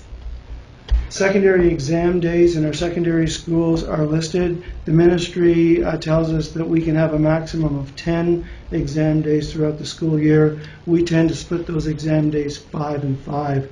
Particularly important during our winter months, as evidenced last week when we did have a snow day on the last possible day of exams. We were able to maneuver through that fairly easily. Semester 2 next year is similar to this year. We're proposing that it start on Thursday, February the 2nd, followed by a PA day on Friday the 3rd. The reason that the date is for the start of the semester is Thursday, February 2nd, is that marks the 97th day in our school year calendar of 194 days. That's the minimum number of days that the ministry will allow us to have for program days. Taking a look at whether or not we could actually move and shift that day is very problematic for us from a number of aspects, particularly from the operations perspective related to pay scales, things like benefit packages, starting 0.5 or part-time, half-time employees, and those sorts of things. It becomes very problematic if we are not dead at the middle of our particular school year when those events happen. That is why the start date for our secondary schools is listed as Thursday, February the 2nd. As you move through the rest of the calendar, you'll see that March break is in its usual spot. The Easter break next year is quite early. And as you move into May, we have suggested a PA day for May 25th, which would be essentially a day, again, which would be a system PA day, where particularly our elementary staff would be working on preparation for assessment and getting ready for year-end report cards, etc. As you move into the month of June, again you see the secondary exam day listed, and then the 2 PA days at the end were again requested for school closure activities, both at the elementary and secondary levels. Many of our secondary schools do June commencements and graduations. It's very difficult to do that with 1 PA day. And so as a result, we are suggesting next year that we tack 2 PA days at the end in order to really do a good job, not only of finishing off the school year, but also developing those transition plans for the students who are transitioning for instance, from possibly grade 6 to grade 7 in our 7 to 12 schools, and also for our traditional elementary schools, those grade 8 to grade 9 transitions, so that staff are able to start working on those particular pieces. The reasons for the PA days are listed on the right-hand side of the block below the calendar dates. We are required to have 2 ministry days where we follow ministry prescribed topics. The other days are set for system directed days where our program department and our special education folks determine how those days will be directed and how we work with our support staff. So ladies and gentlemen, given that this is our proposed calendar, present to you for your consideration this evening. All right, Trustee Karkner. Just a question about the October day that has been designated as PA, and I see it's a system PA day. I remember last year that there was quite a kerfuffle going on in our board about this not being an interview day. Is there any discussion about that happening? I know you referred it to the small school summits, but it seemed to be what was needed last year from both parents and teachers. Through you, Chair Petersman, and I will ask Superintendent Carswell to jump in if I miss something here. But traditionally, we have had days set aside for an event called parent-teacher interviews within our timetable. With the change in ministry assessment practices, particularly over the last year, there's been a move away from that particular trend. And as a result, it's my understanding after discussion with our ETFO folks, when we looked at this draft calendar, is that they're in agreement that we will have an ongoing practice of communication with our parents throughout the year. So instead of having an event called Parent-Teacher Interview Day, there's an expectation that staff will be in continuous communication with parents around student progress. So as a result, we're not designating any particular time as parent-teacher interview time. Ian, do you have anything to add to that? I think Superintendent Kennedy has given you a good description of that. Again, it's important for people to recognize that the assessment world changed this year. Instead of 3 report cards, it's been reduced to 2 with a progress report.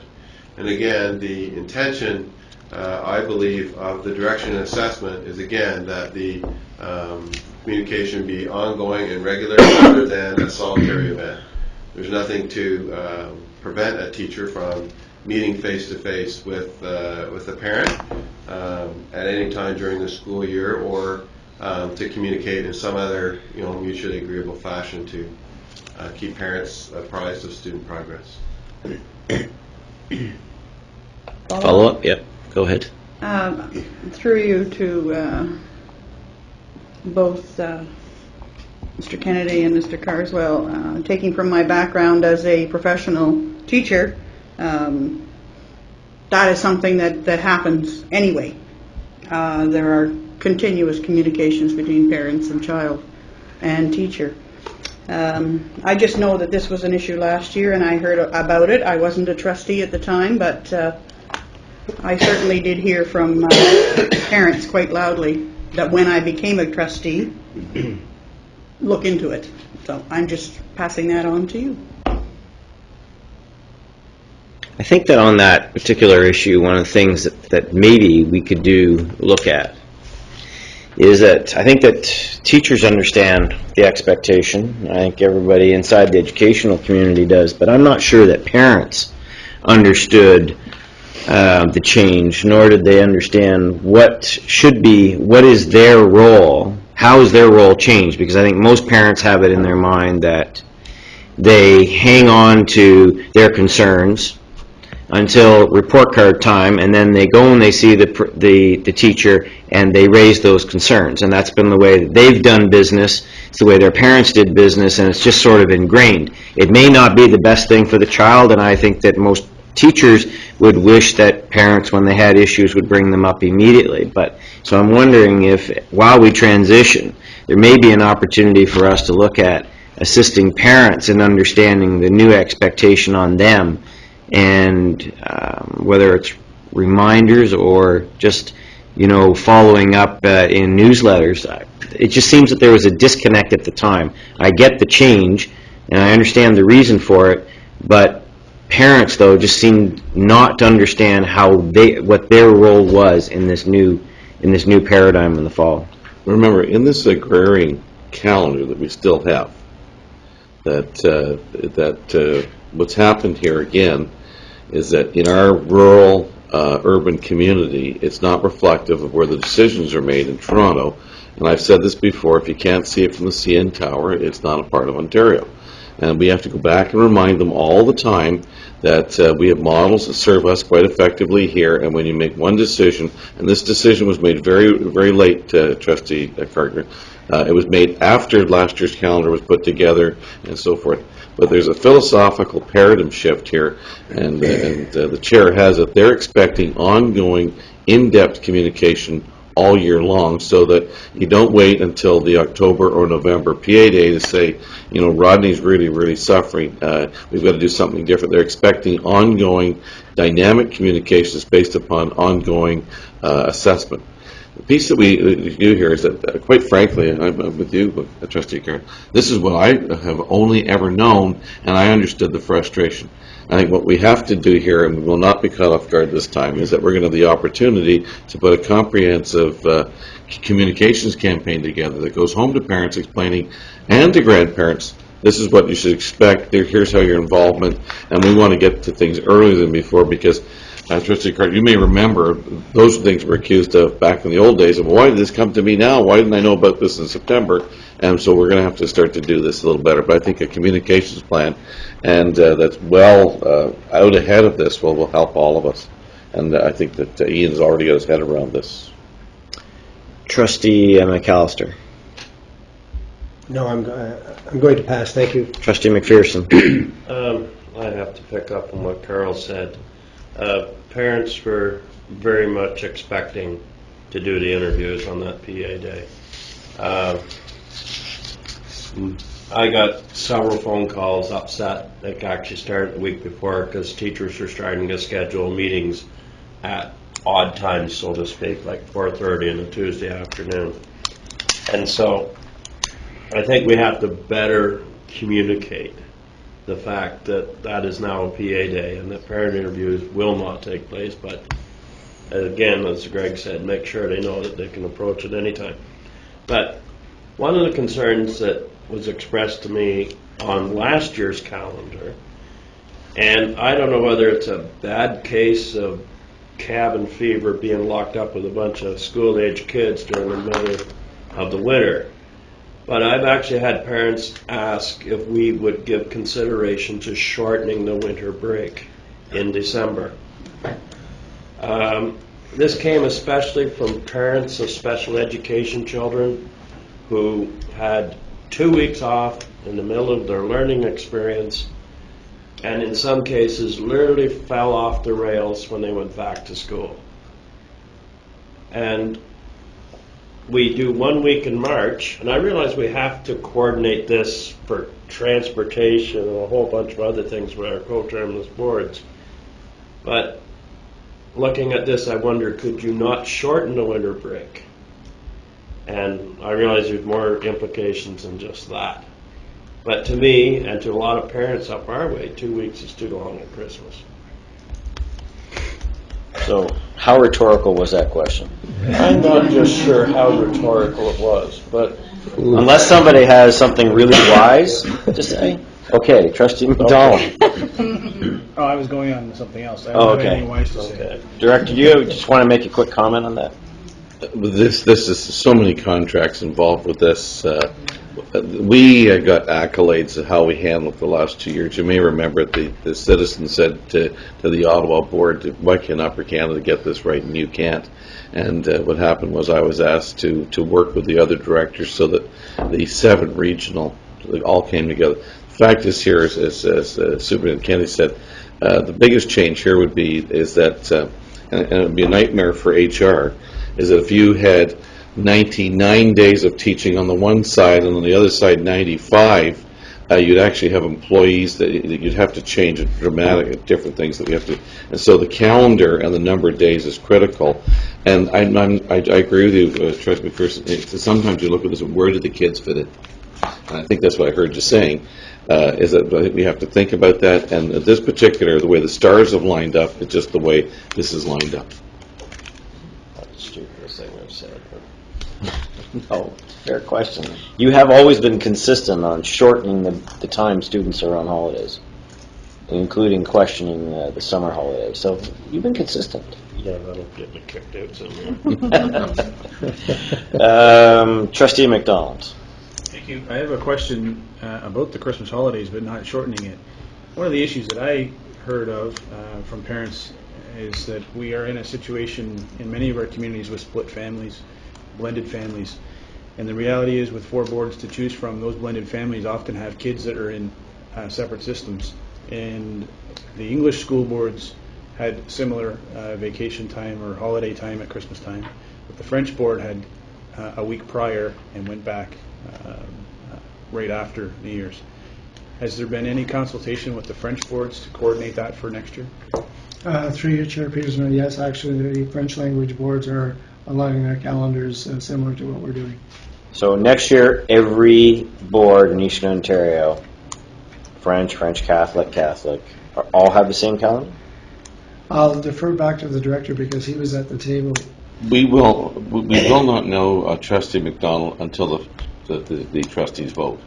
But certainly at the regional meeting and in Toronto with Code, I made it very clear to the directors that I heard this loud and clear.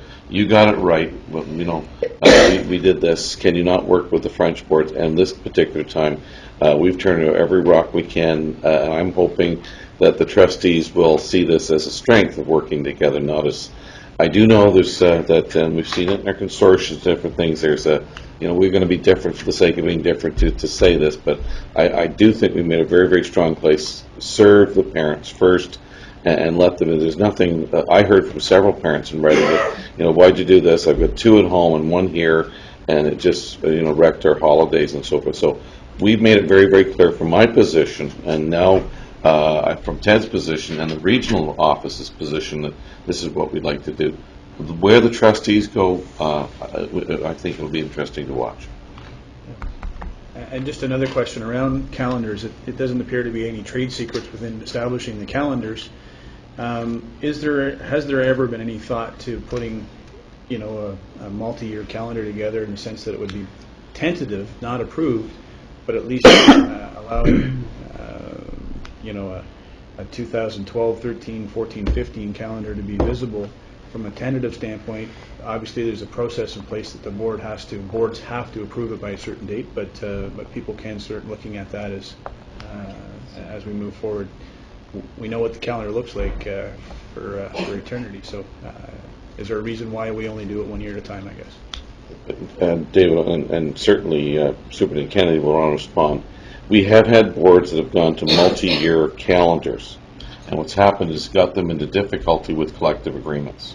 As you have, for example, many boards might be negotiating with 7 different groups. You got a multi-year calendar out there that it created a situation of overtime for custodians. You have staff off who's opening schools.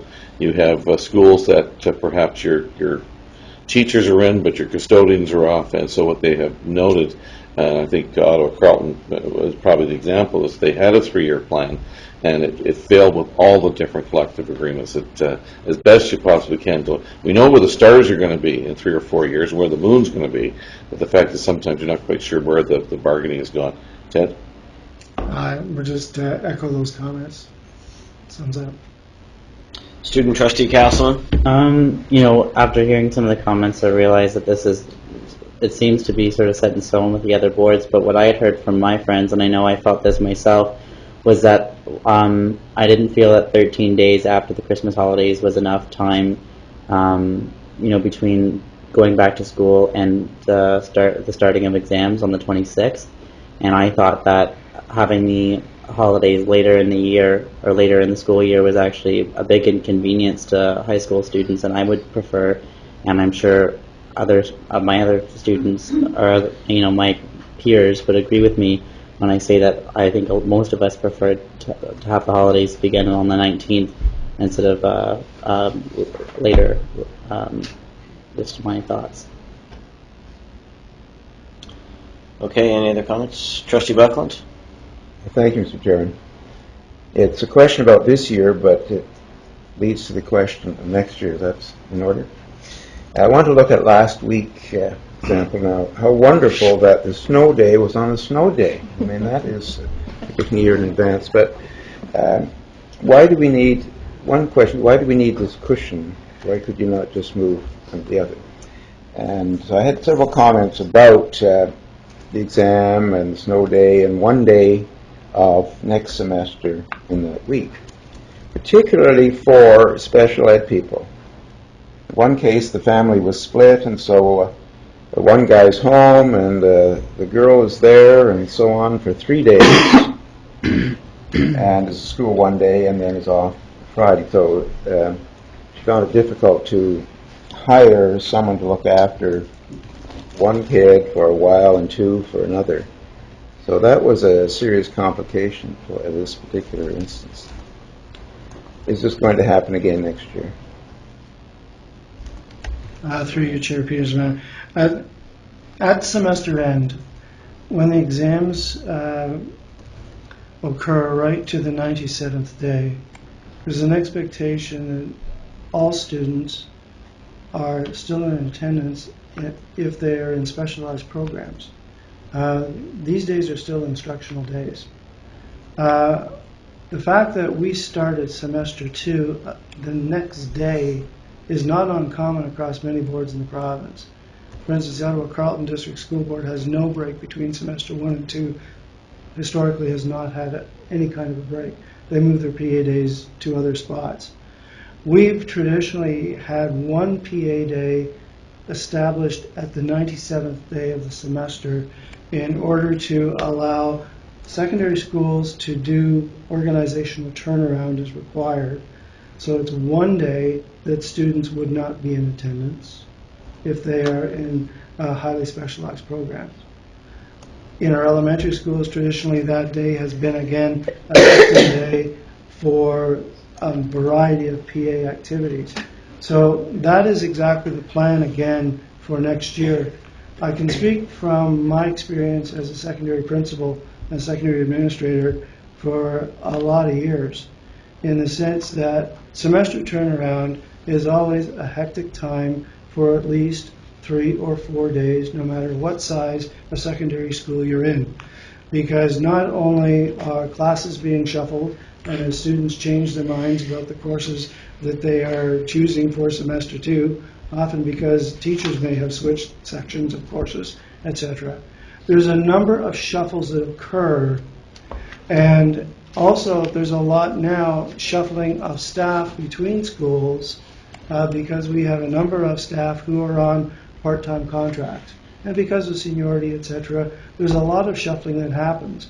It's why also in our contract with our secondary school teachers, we actually have 12 days to totally reorganize in each semester so that we can come to class cap compliance and really move forward. It's an ongoing process that occurs over a number of school days. So whether the day is on Thursday and then there's a PA day, or whether it would start on the Monday, there are still going to be 3 or 4, usually 5, quite honestly, realistically, days of change and transition within a secondary school. But during those days, again, particularly with students who are in specialized programs, working with specialized staff, the expectation is that they are in those programs working with that staff right from the beginning of the semester, because those programs are very, very contained and very static. Okay. If there are no other comments, I'd like to make a comment about the consultation. I think that one of the things that we have to watch when we do these, I should preface this by first asking, was it seemed like the consultation was a little higher profile this year. There seemed to be a little bit more information on it. Was that deliberate? Yes, actually it And was. is this ministry expectation, or is this just us? It was a decision that I made in consultation with Strategic Council that we want to make sure that people knew about our draft calendar and that it was out there. Because in the past, we've also had comments, well, we didn't know about it. So this time we wanted to make sure that it had a higher profile so people knew that we were in a consultation process. Okay. I think that there's, I always applaud consultation. But I think we have to be careful about setting an expectation when you do consult. Because we get feedback, and if consistently there is no change as a result of the feedback, people quickly move to a jaded state where they just say, well, you know, what's the point in putting feedback in because no one bothers to listen? I might suggest something different that still achieves the idea of consultation, and that is to get people's feedback on either the current or the previous year's calendar, and then try to embed that change into it. And that way you're not setting up the idea that we're giving feedback on this year's calendar. However, the calendar that you sent out for feedback looks exactly like the calendar that you're sending to board, even though we've had 82 people, a little less than half of which made suggestions. And I know that was one of the cautions I got from my Association of School Councils, was that be careful when you ask for consultation and then there doesn't seem to be any translation into the final document. So that's more of a caution, and maybe as you continue to move down that path and making this process more transparent, that you look at the most effective way to elicit comments on calendars, and maybe it might be to look at the previous year's calendar rather than this year's calendar. Thank you. Any other comments? Okay. We need to recommend to the board that they approve this calendar. So do I have a mover for this? Trustee McPherson, seconded by Trustee Swan. All in favor of recommending to the Upper Canada District School Board to approve the 2011-2012 modified school year calendar for submission to the ministry by March 1st, 2011. All in favor? Opposed? That carries. All right, thank you very much. Thank you, Superintendent Kennedy.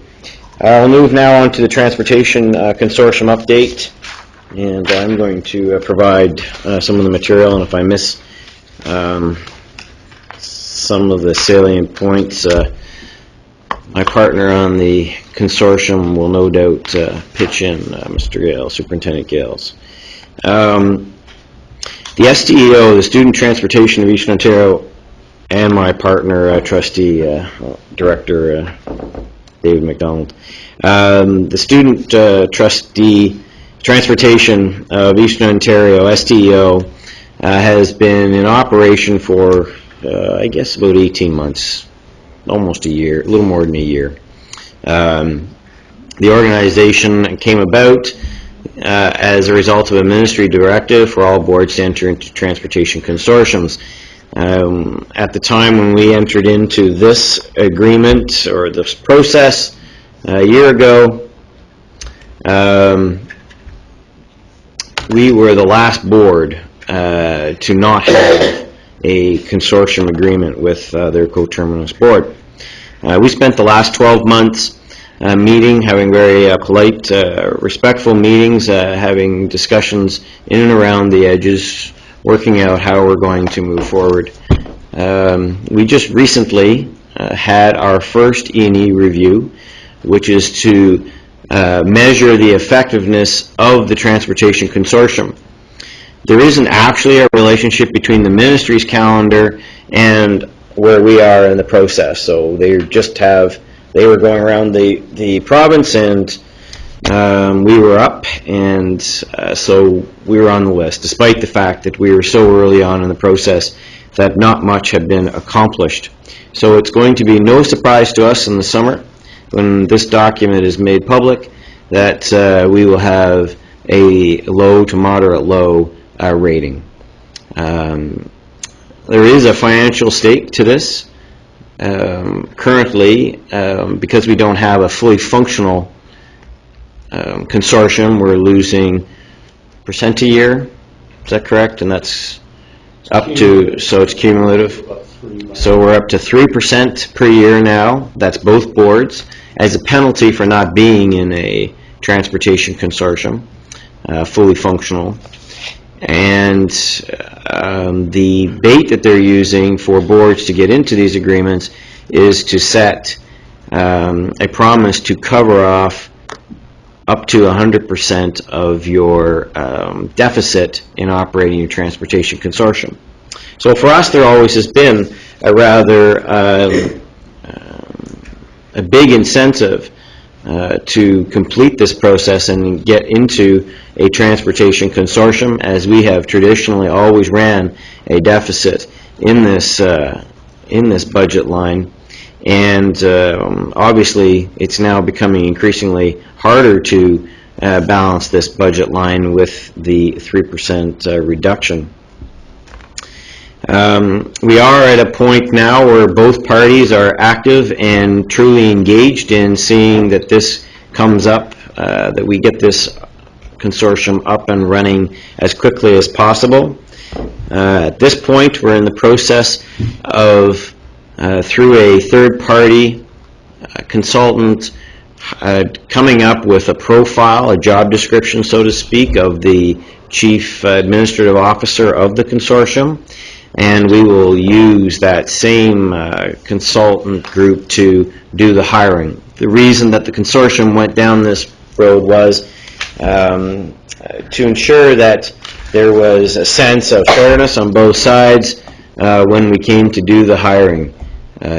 Obviously, we're both very proud of our respective transportation managers, and either one would make fantastic CAOs, but I'm sure we all have our allegiances to our own. So there is definitely an opportunity here for us to not create a distrustful atmosphere and to adopt a process that would ensure that there was 100% backing to the new person.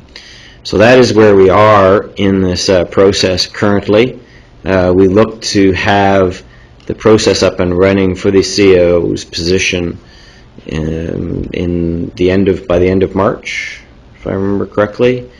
We're trying for the end of March of the year. Yes, with the idea that hopefully sometime in the spring we would have appointed a CAO, which we see as a really key person in starting to do the planning and getting the various organizations, technologies, and whatnot. I think it's important to remember that we have a history of working with our coterminous board, the Catholic Board, the Eastern Ontario District Catholic Board. We've worked for a long time on inclement weather policy and standards of performance.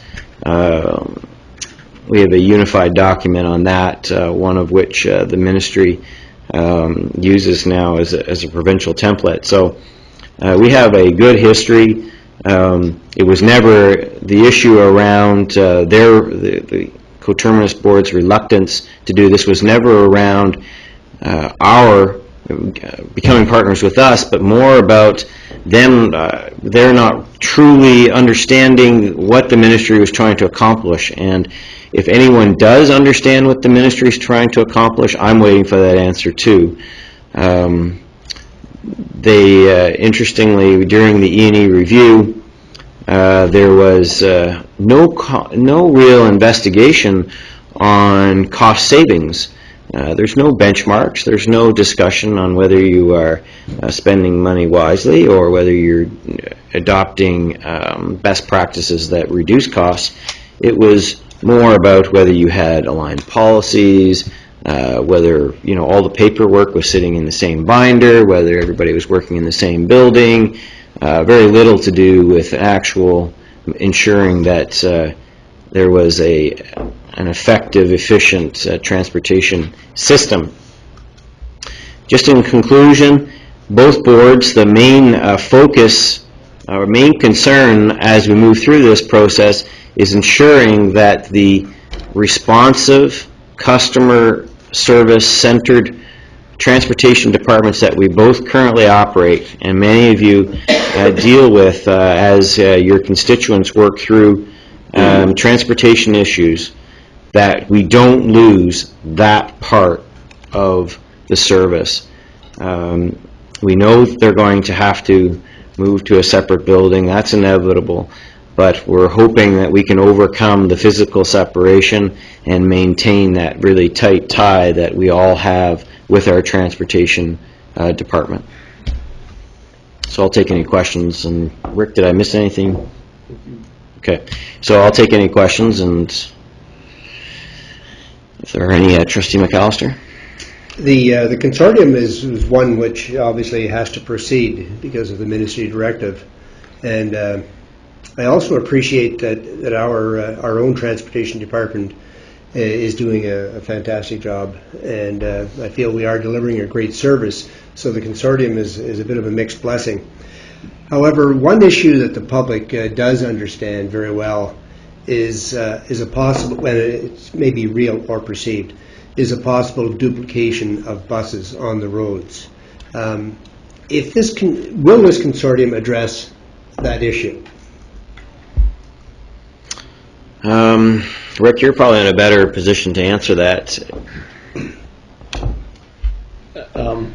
If you've got people on the same road going to two different schools which are in diametric other directions with start and stop signs, start and stop times that are identical, you're still probably going to have two buses running on the road. If you have two schools in the same community with the same catchment areas that have slightly different times, you could save perhaps a bus. However, those buses, when they pick up those children, are not necessarily full, but when they arrive at those schools, they are generally full.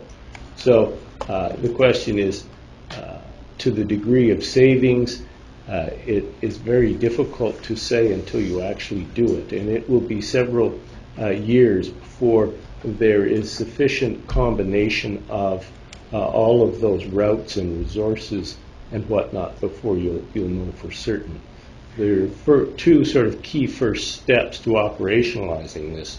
One is the manager. The second is moving all of the student data to the same database so that common teams can begin to divide up that data and design new routes and attempt to become more efficient.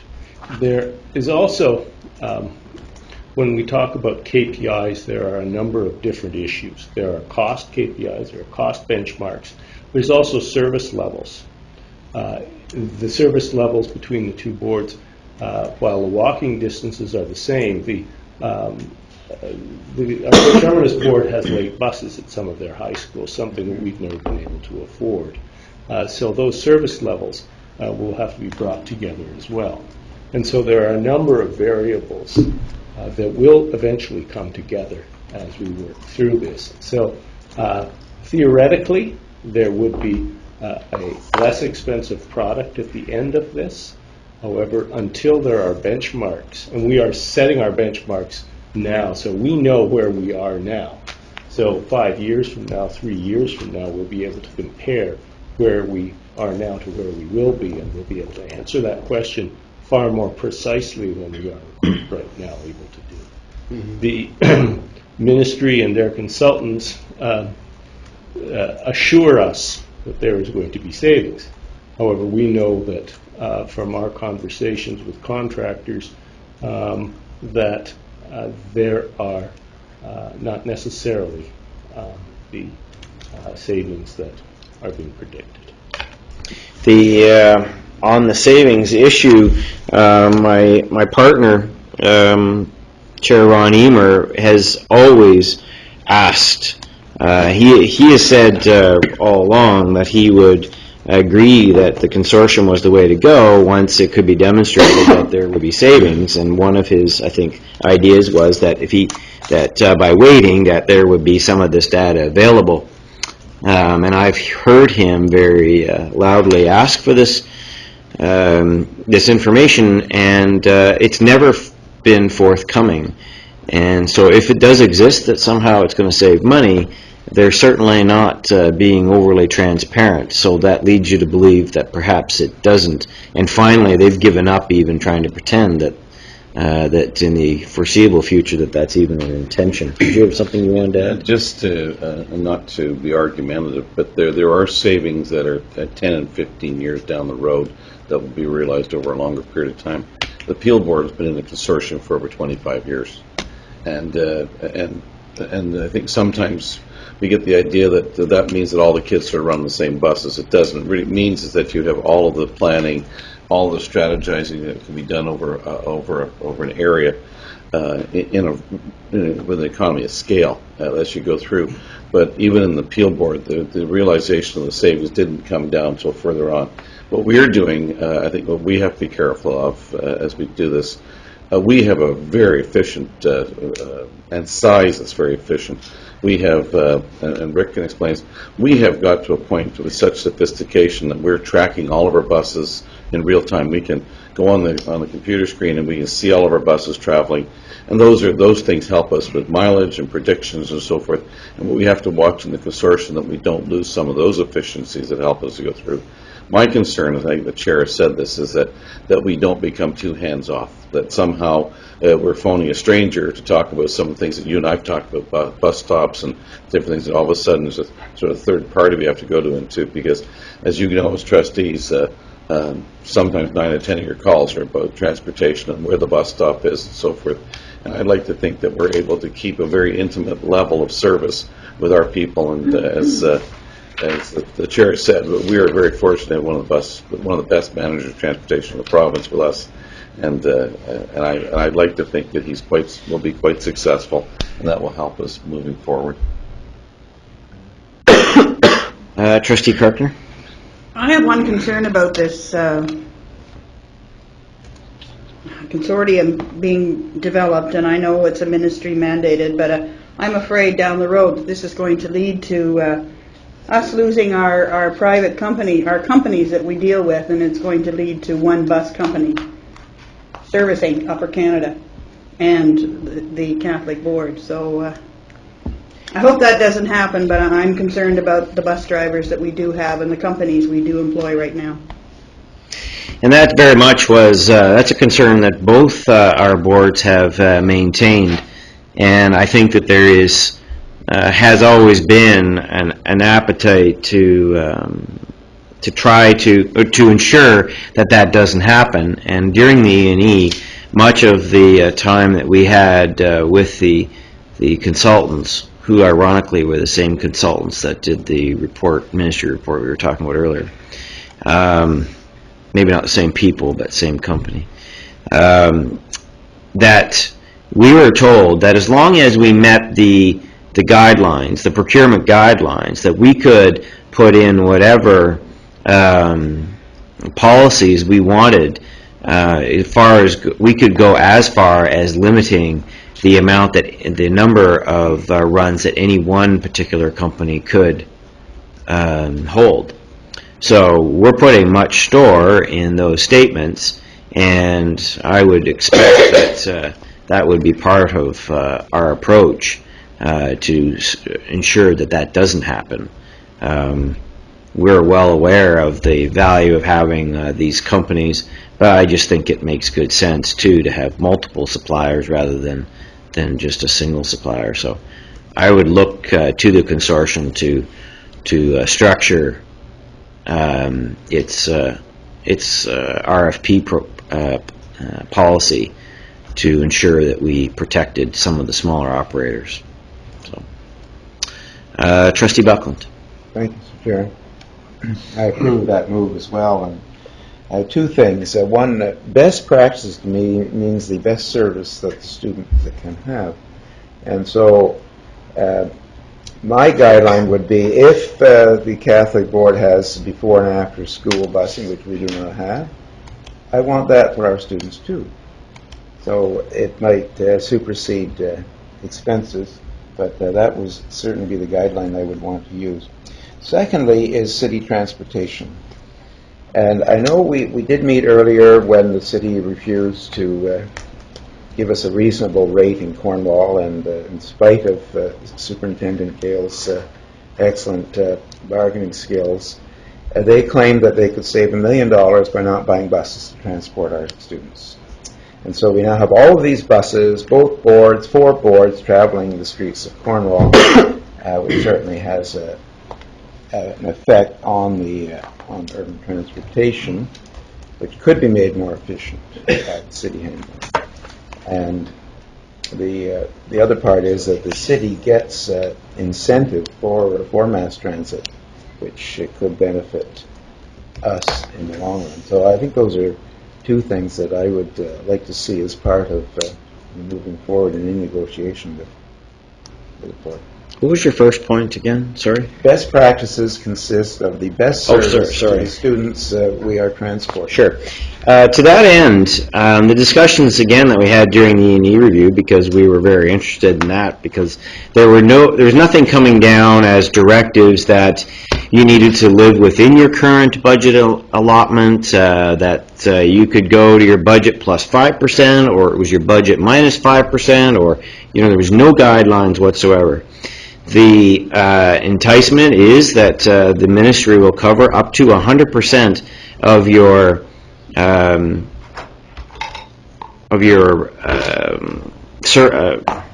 deficit, and will. So there is a suggestion there that we can increase services as we go through this, and then of course increase our budget. Now, what they told us was, and this is the thing that I think we'll have to get our heads around, is that as you roll through that, you may be on the hook because there's a period where they have to catch up to you. You may be on the hook for a period of time. They were talking like for a budget year to cover that deficit until it was adjusted. So it's not adjusted in real time, but let's say the consortium gets together and we're up and running, and we decide that the consortium's going to move to the gold standard of each board, whatever that is, for various service levels, that the boards may end up having to cover that deficit for that year until it can be compensated. So there's a bit of a risk, because governments change their mind, and you always run the risk then of increasing service and then have to go and cut it. But certainly there was nothing to say that we couldn't look at doing what you're suggesting. So that's definitely very much on the table, and if it comes to that, we'll have to have that discussion here as to whether we're interested in covering that deficit. And Trustee McDonald? Thank you. Just as it relates to consolidations, consortiums, amalgamations, I guess there's an expectation or a thought that anytime you do these types of things, there's an economies of scale and there are some savings. And that's pretty evident when we amalgamated school boards. We saved tons of money. That was a joke, actually. But there's also a risk, as Trustee Buckland has said, that we all, or anyone, expects that the level of service always rises to the top as opposed to the lower end, which automatically throws out all economies of scale. So, I'm not speaking from any infinite wisdom here when it relates to how the government wants to proceed, but I think we need to be careful because we may do ourselves in. I mean, we may have the ability to fund it on an annual or the first year basis, but the intent behind this is to save money on transportation. It's one of the key measures that the government has put in place to instill or build public confidence in public education. So it goes to the points that Trustee McAllister has made that we're working together, we're trying to find those one bus down a road as opposed to 10, those kinds of things. So if we try to bring it to an upper level, we may shoot ourselves in the foot. And maybe at some point we also need to have an understanding as to how this is going to be funded entirely. so that we can, educate ourselves as to how this new consortium is going to receive funds through it, and what potentially the adjustments look like as we move forward. I guess I'm fearful. I think it's a good thing that we're going to work together at this level. We have worked together in many, many ways in the past, but I guess I'm cautious about wanting to bring it to the higher level of service that our coterminous board may meet the needs for their kids. Well, the response to those lines of inquiry from the E&E review people was that it was the boards that decided what the effective service level that you required in order to drive student achievement. That was what they said. And however, you had to do it to a high degree of efficiency. And so the inference was that they weren't there to say, well, you couldn't offer this level of service. It was, if you're going to offer that level of service, it has to be done efficiently. And right now, I'm being somewhat glib, but efficient means that you have a policy manual, one policy manual. That's the...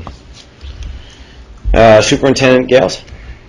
I think the unknown factor is that the ministry has standard costs for everything they do: teacher salaries, building construction. The one area where they don't have and don't seem to want to do any measurement is transportation. They don't seem to have a benchmark. They don't have a benchmark for service, and they don't seem to have a benchmark for costs. And that is pretty scary when you think that between the two boards we were spending probably, I don't know, $50 million on transportation. No, not quite, probably $40 million on transportation. So. 25 and 15. Yeah. So it's very surprising, and they also don't seem to be interested in developing. So it's frightening.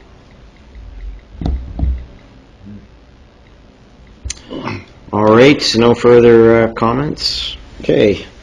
Just as a note, just for people following the meeting, that Trustee McPherson had declared a conflict of interest for this item previously. So just, I should have mentioned that at the front end of the discussion, and I apologize for that. Rhetorical anyway.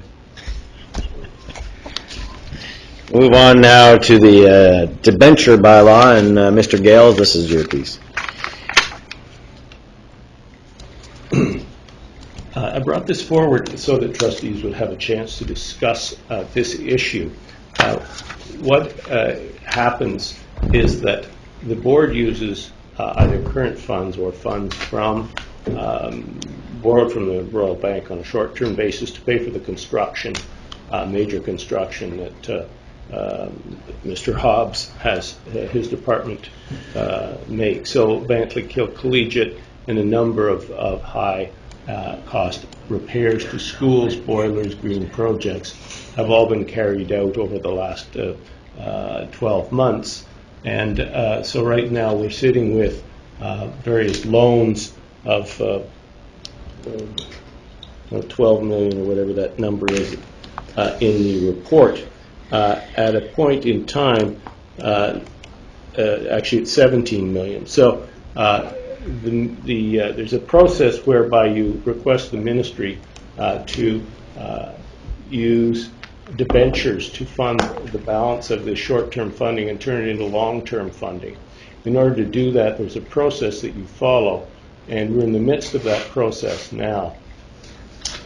What happens is that we end up receiving documents from lawyers with a request to have the board approve these on very short notice.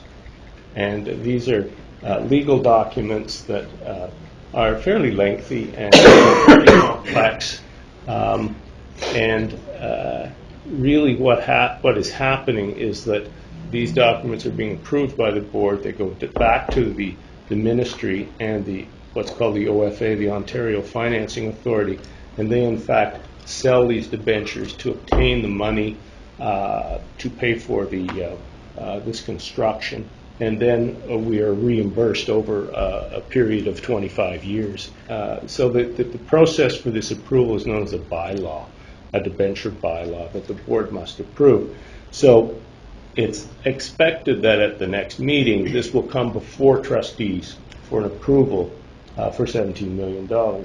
And I wanted to make sure that trustees had an opportunity to ask any questions before that crucial moment of having to approve this bylaw, so that there would not be any discomfort or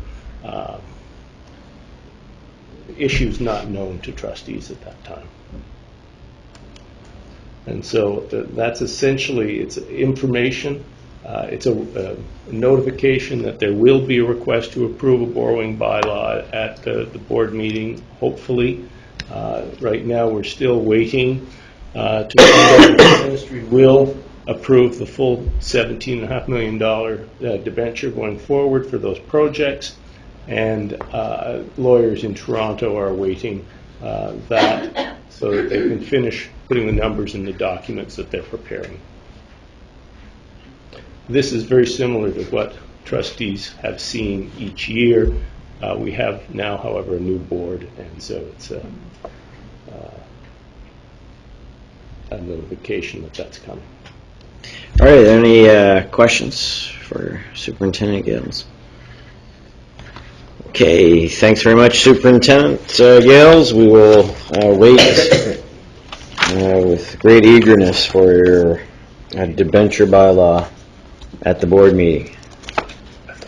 Okay, we'll move on now to our final item for this evening. Policy Program Memorandum number 150, which deals with school food and beverage policy. This particular policy introduced all kinds of guidelines and restrictions on what can and can't be served in our schools. Trustee John McAllister asked that we have this on the agenda tonight just for discussion. So to start this discussion, I'm going to turn the floor over to Trustee McAllister. Thank you very much, Chair. I'll try and be brief here.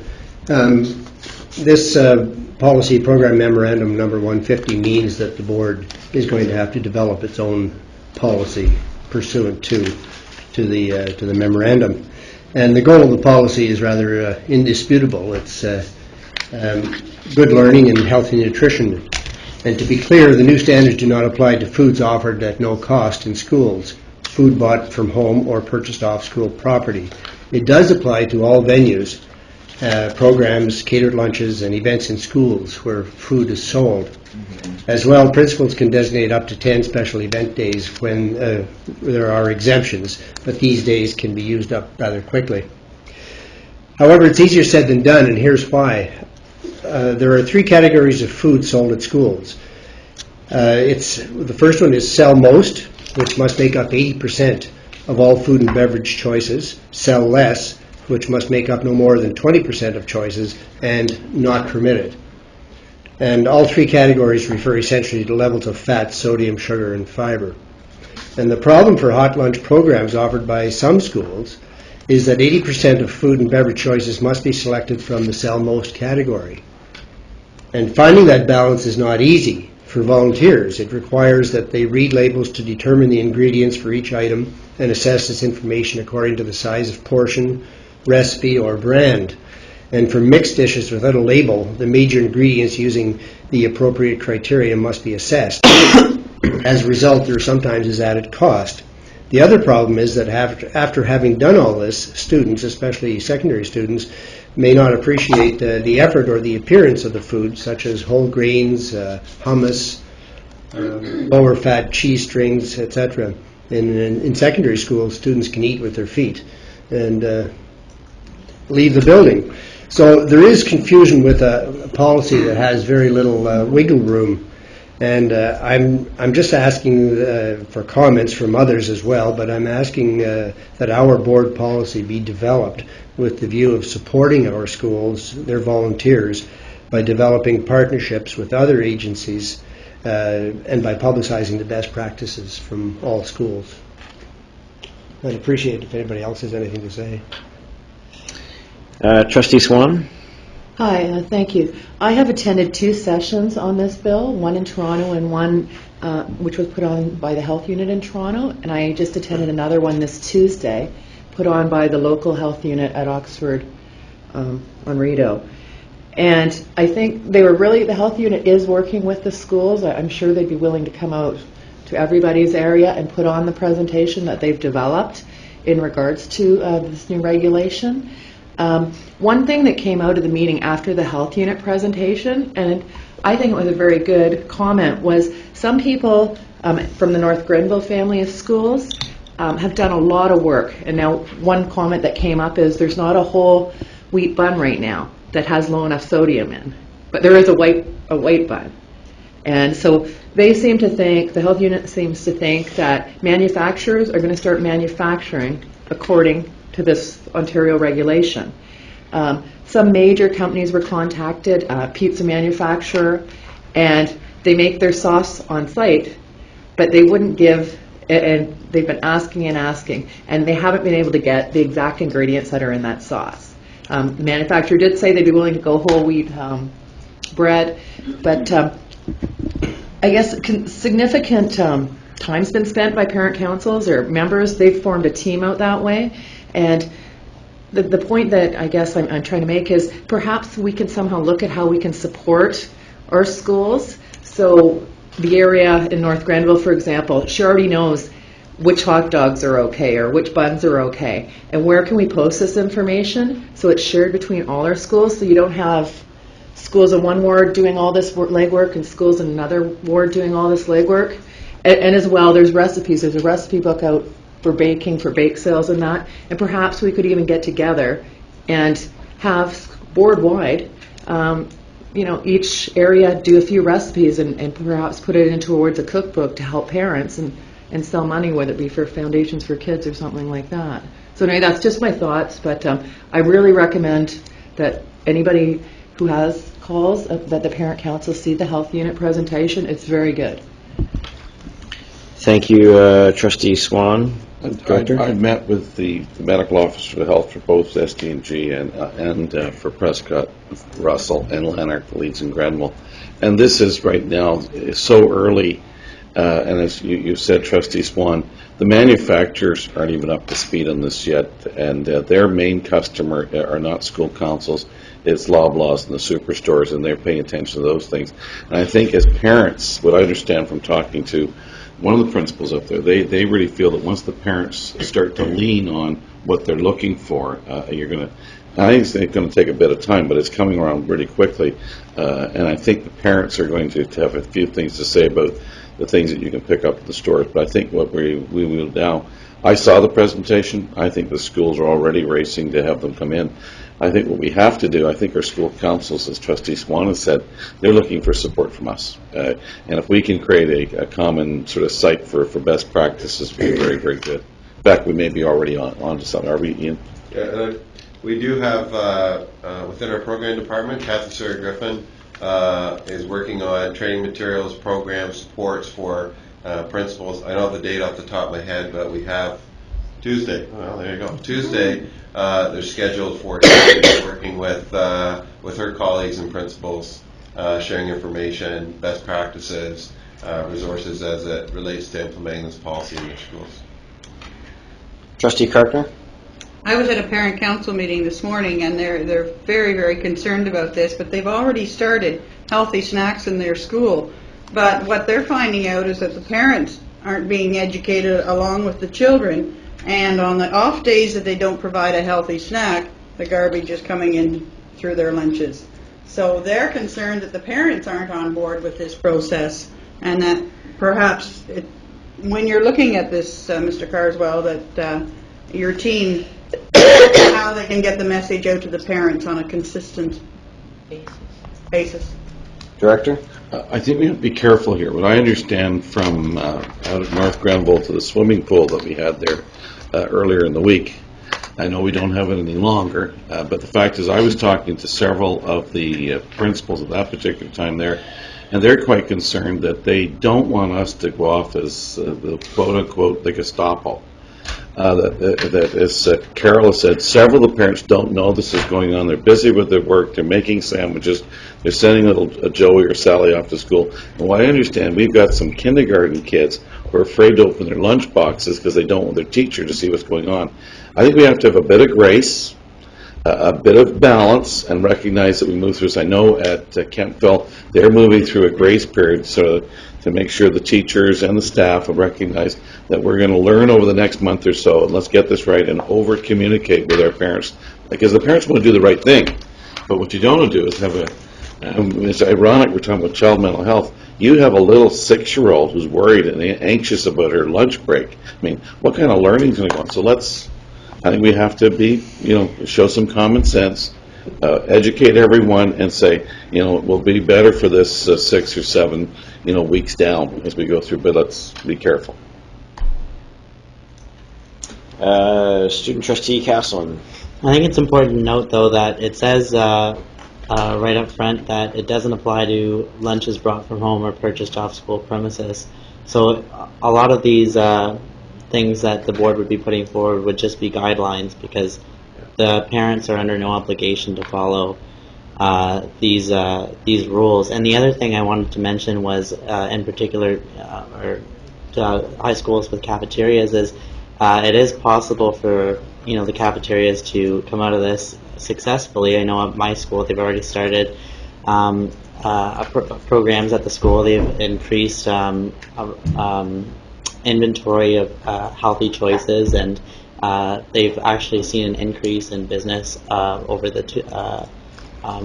last January, since they've implemented some of the changes that they have. So I know that it is possible to do that. And the other thing I sort of wanted to mention too was, I can't see provincial government officials coming to the Commonwealth Breakfast Program and looking at the breakfast that they're serving to the students and saying, I'm sorry, you can't have this because it doesn't meet the requirement. So I don't know. All due respect, the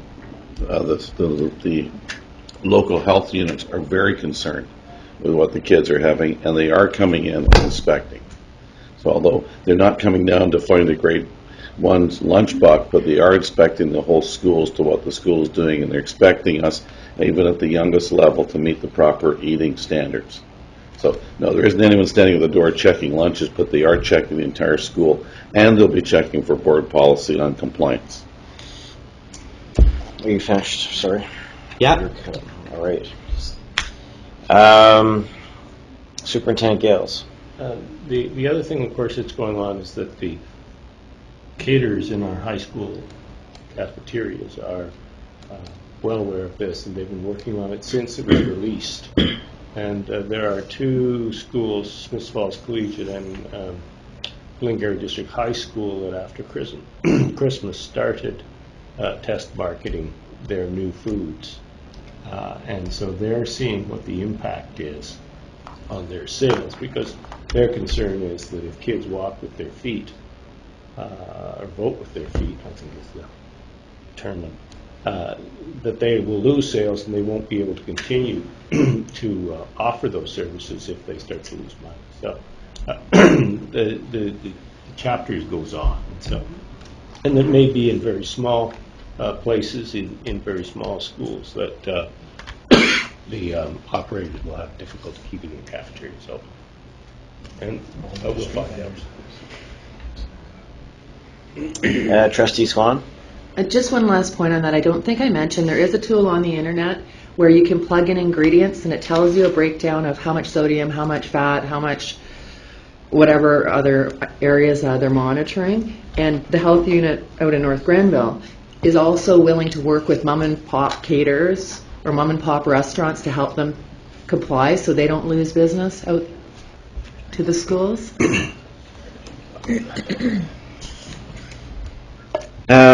Any other comments? Trustee Buckland. Thank you, Mr. Chairman.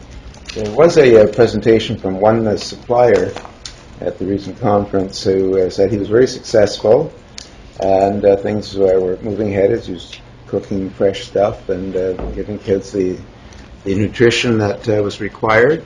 And he was getting calls from parents and saying, well, how can you get my kid to eat fish or to eat brown bread? They don't even look at it at home. He said, the solution is easy. You get 50 children all eating this, and then the reticent 5 or so will join in. And so he said, and perhaps there's some entrepreneurs here interested in this, find 300 bodies and you can gross $1 million in a year. Any other, Trustee McPherson? I find it curious looking at where they allow certain foods and beverages to be sold, that they allow them to be sold in staff rooms. In other words, they seem to be concerned about the health of the students, but they really don't care what the teachers are doing behind closed doors. I want to pick up on the thing about secondary school cafeterias. We don't run our own cafeterias. My assumption is that they're all run under contract with outside agencies or companies. And as such, they have an expectation of profit. If indeed high school students, especially because they tend to be more mobile than elementary students, if they indeed start voting with their feet, so to speak, and literally at lunch hour vacate high school premises for restaurants and that nearby, how will that affect the contracts with the, maybe this is too rhetorical for the chair, how would that affect contracts in the future with our service providers? And I'm thinking back to a thing I seen on, I believe it was either Discovery Channel or Health Channel, where somebody did try to enforce healthy eating habits in secondary schools, and there was absolute rebellion. It's very rhetorical. I think that we'll have to wait for the results of the test marketing. We haven't had any feedback as of yet, but we should find out how they're doing fairly shortly. So Superintendent Gales is referring to a study that we have ongoing at 2 of our high schools, looking at introduction of menu items that meet the guidelines, and we're expecting that report to come forward. Well, when they have some results, they'll need April, May, something like that. I think at the beginning there's sort of a newness to it, so they need for that diet to settle in, and they need some time to test market their products, see which ones sell, which ones don't, which ones the kids are willing to take, and which ones they're not. So, and develop new items. So that they're being very progressive and working hard within the guidelines, because they're business people, and these are the drivers that they have to deal with, and they're working through it because this is their business. This is what they want to do. So. Just to further, and there was a bit of rhetoric, but I think there's another important piece. Kathy Sawyer-Griffith, who's leading this on the professional side, she's also, you may remember her many presentations board as a daily quality physical health and education, is that we have a mandate also not only to help our students, high school students and elementary students, make good nutritional decisions, we're also to deal with the issues of childhood obesity as it goes through as well. And I think what's going to happen, this will work hand in hand, and if we can do a good job, as Trustee Swan had said, about educating and working on a communications plan with our parents, I think it'd be very important to also communicate about our daily quality phys ed, what we're looking for our kindergarten kids right through to our grade 12 students, the expectations of the Canada Food Guide and the Canada Physical Education Guide, what fitness looks at different levels as you go through. And this will be, and again, I'm hoping is that the adults, as Trustee McMillan said, that the adults in our schools, the teachers, EAs, and office administrators, they'll model these healthy decisions so kids see those as well, because that, again, is a part of character as we go through. Okay. Any other comments or questions? So we have a whole lot of, I think to summarize, we have a lot of activities that are going on to help support the implementation of this program. I like the fact that it seems that the predominant sort of sense to this is that this is not going to be a punitive implementation. It's going to be supportive, and we'll look forward to receiving updates on that. We do have that report coming forward on the secondary school situation, and have an opportunity to look at that and see what impact it might have. So is that, are you content? Yes, I am. Thank Okay, you. all right. All right, are there any questions from the media? Well, you can ask, if you want, you can ask at the end. You can ask directly if you want. Thank you. I just have one simple question. Kathy Sawyer Griffith or Griffin? Griffin. Griffin? That's all I Okay, have. all right, thank you. So, motion to adjourn. Trustee Karkner, Trustee Swan, all in favor? Opposed, that carries. Trustees, can I see you in the next room immediately? Okay, just for 2 minutes.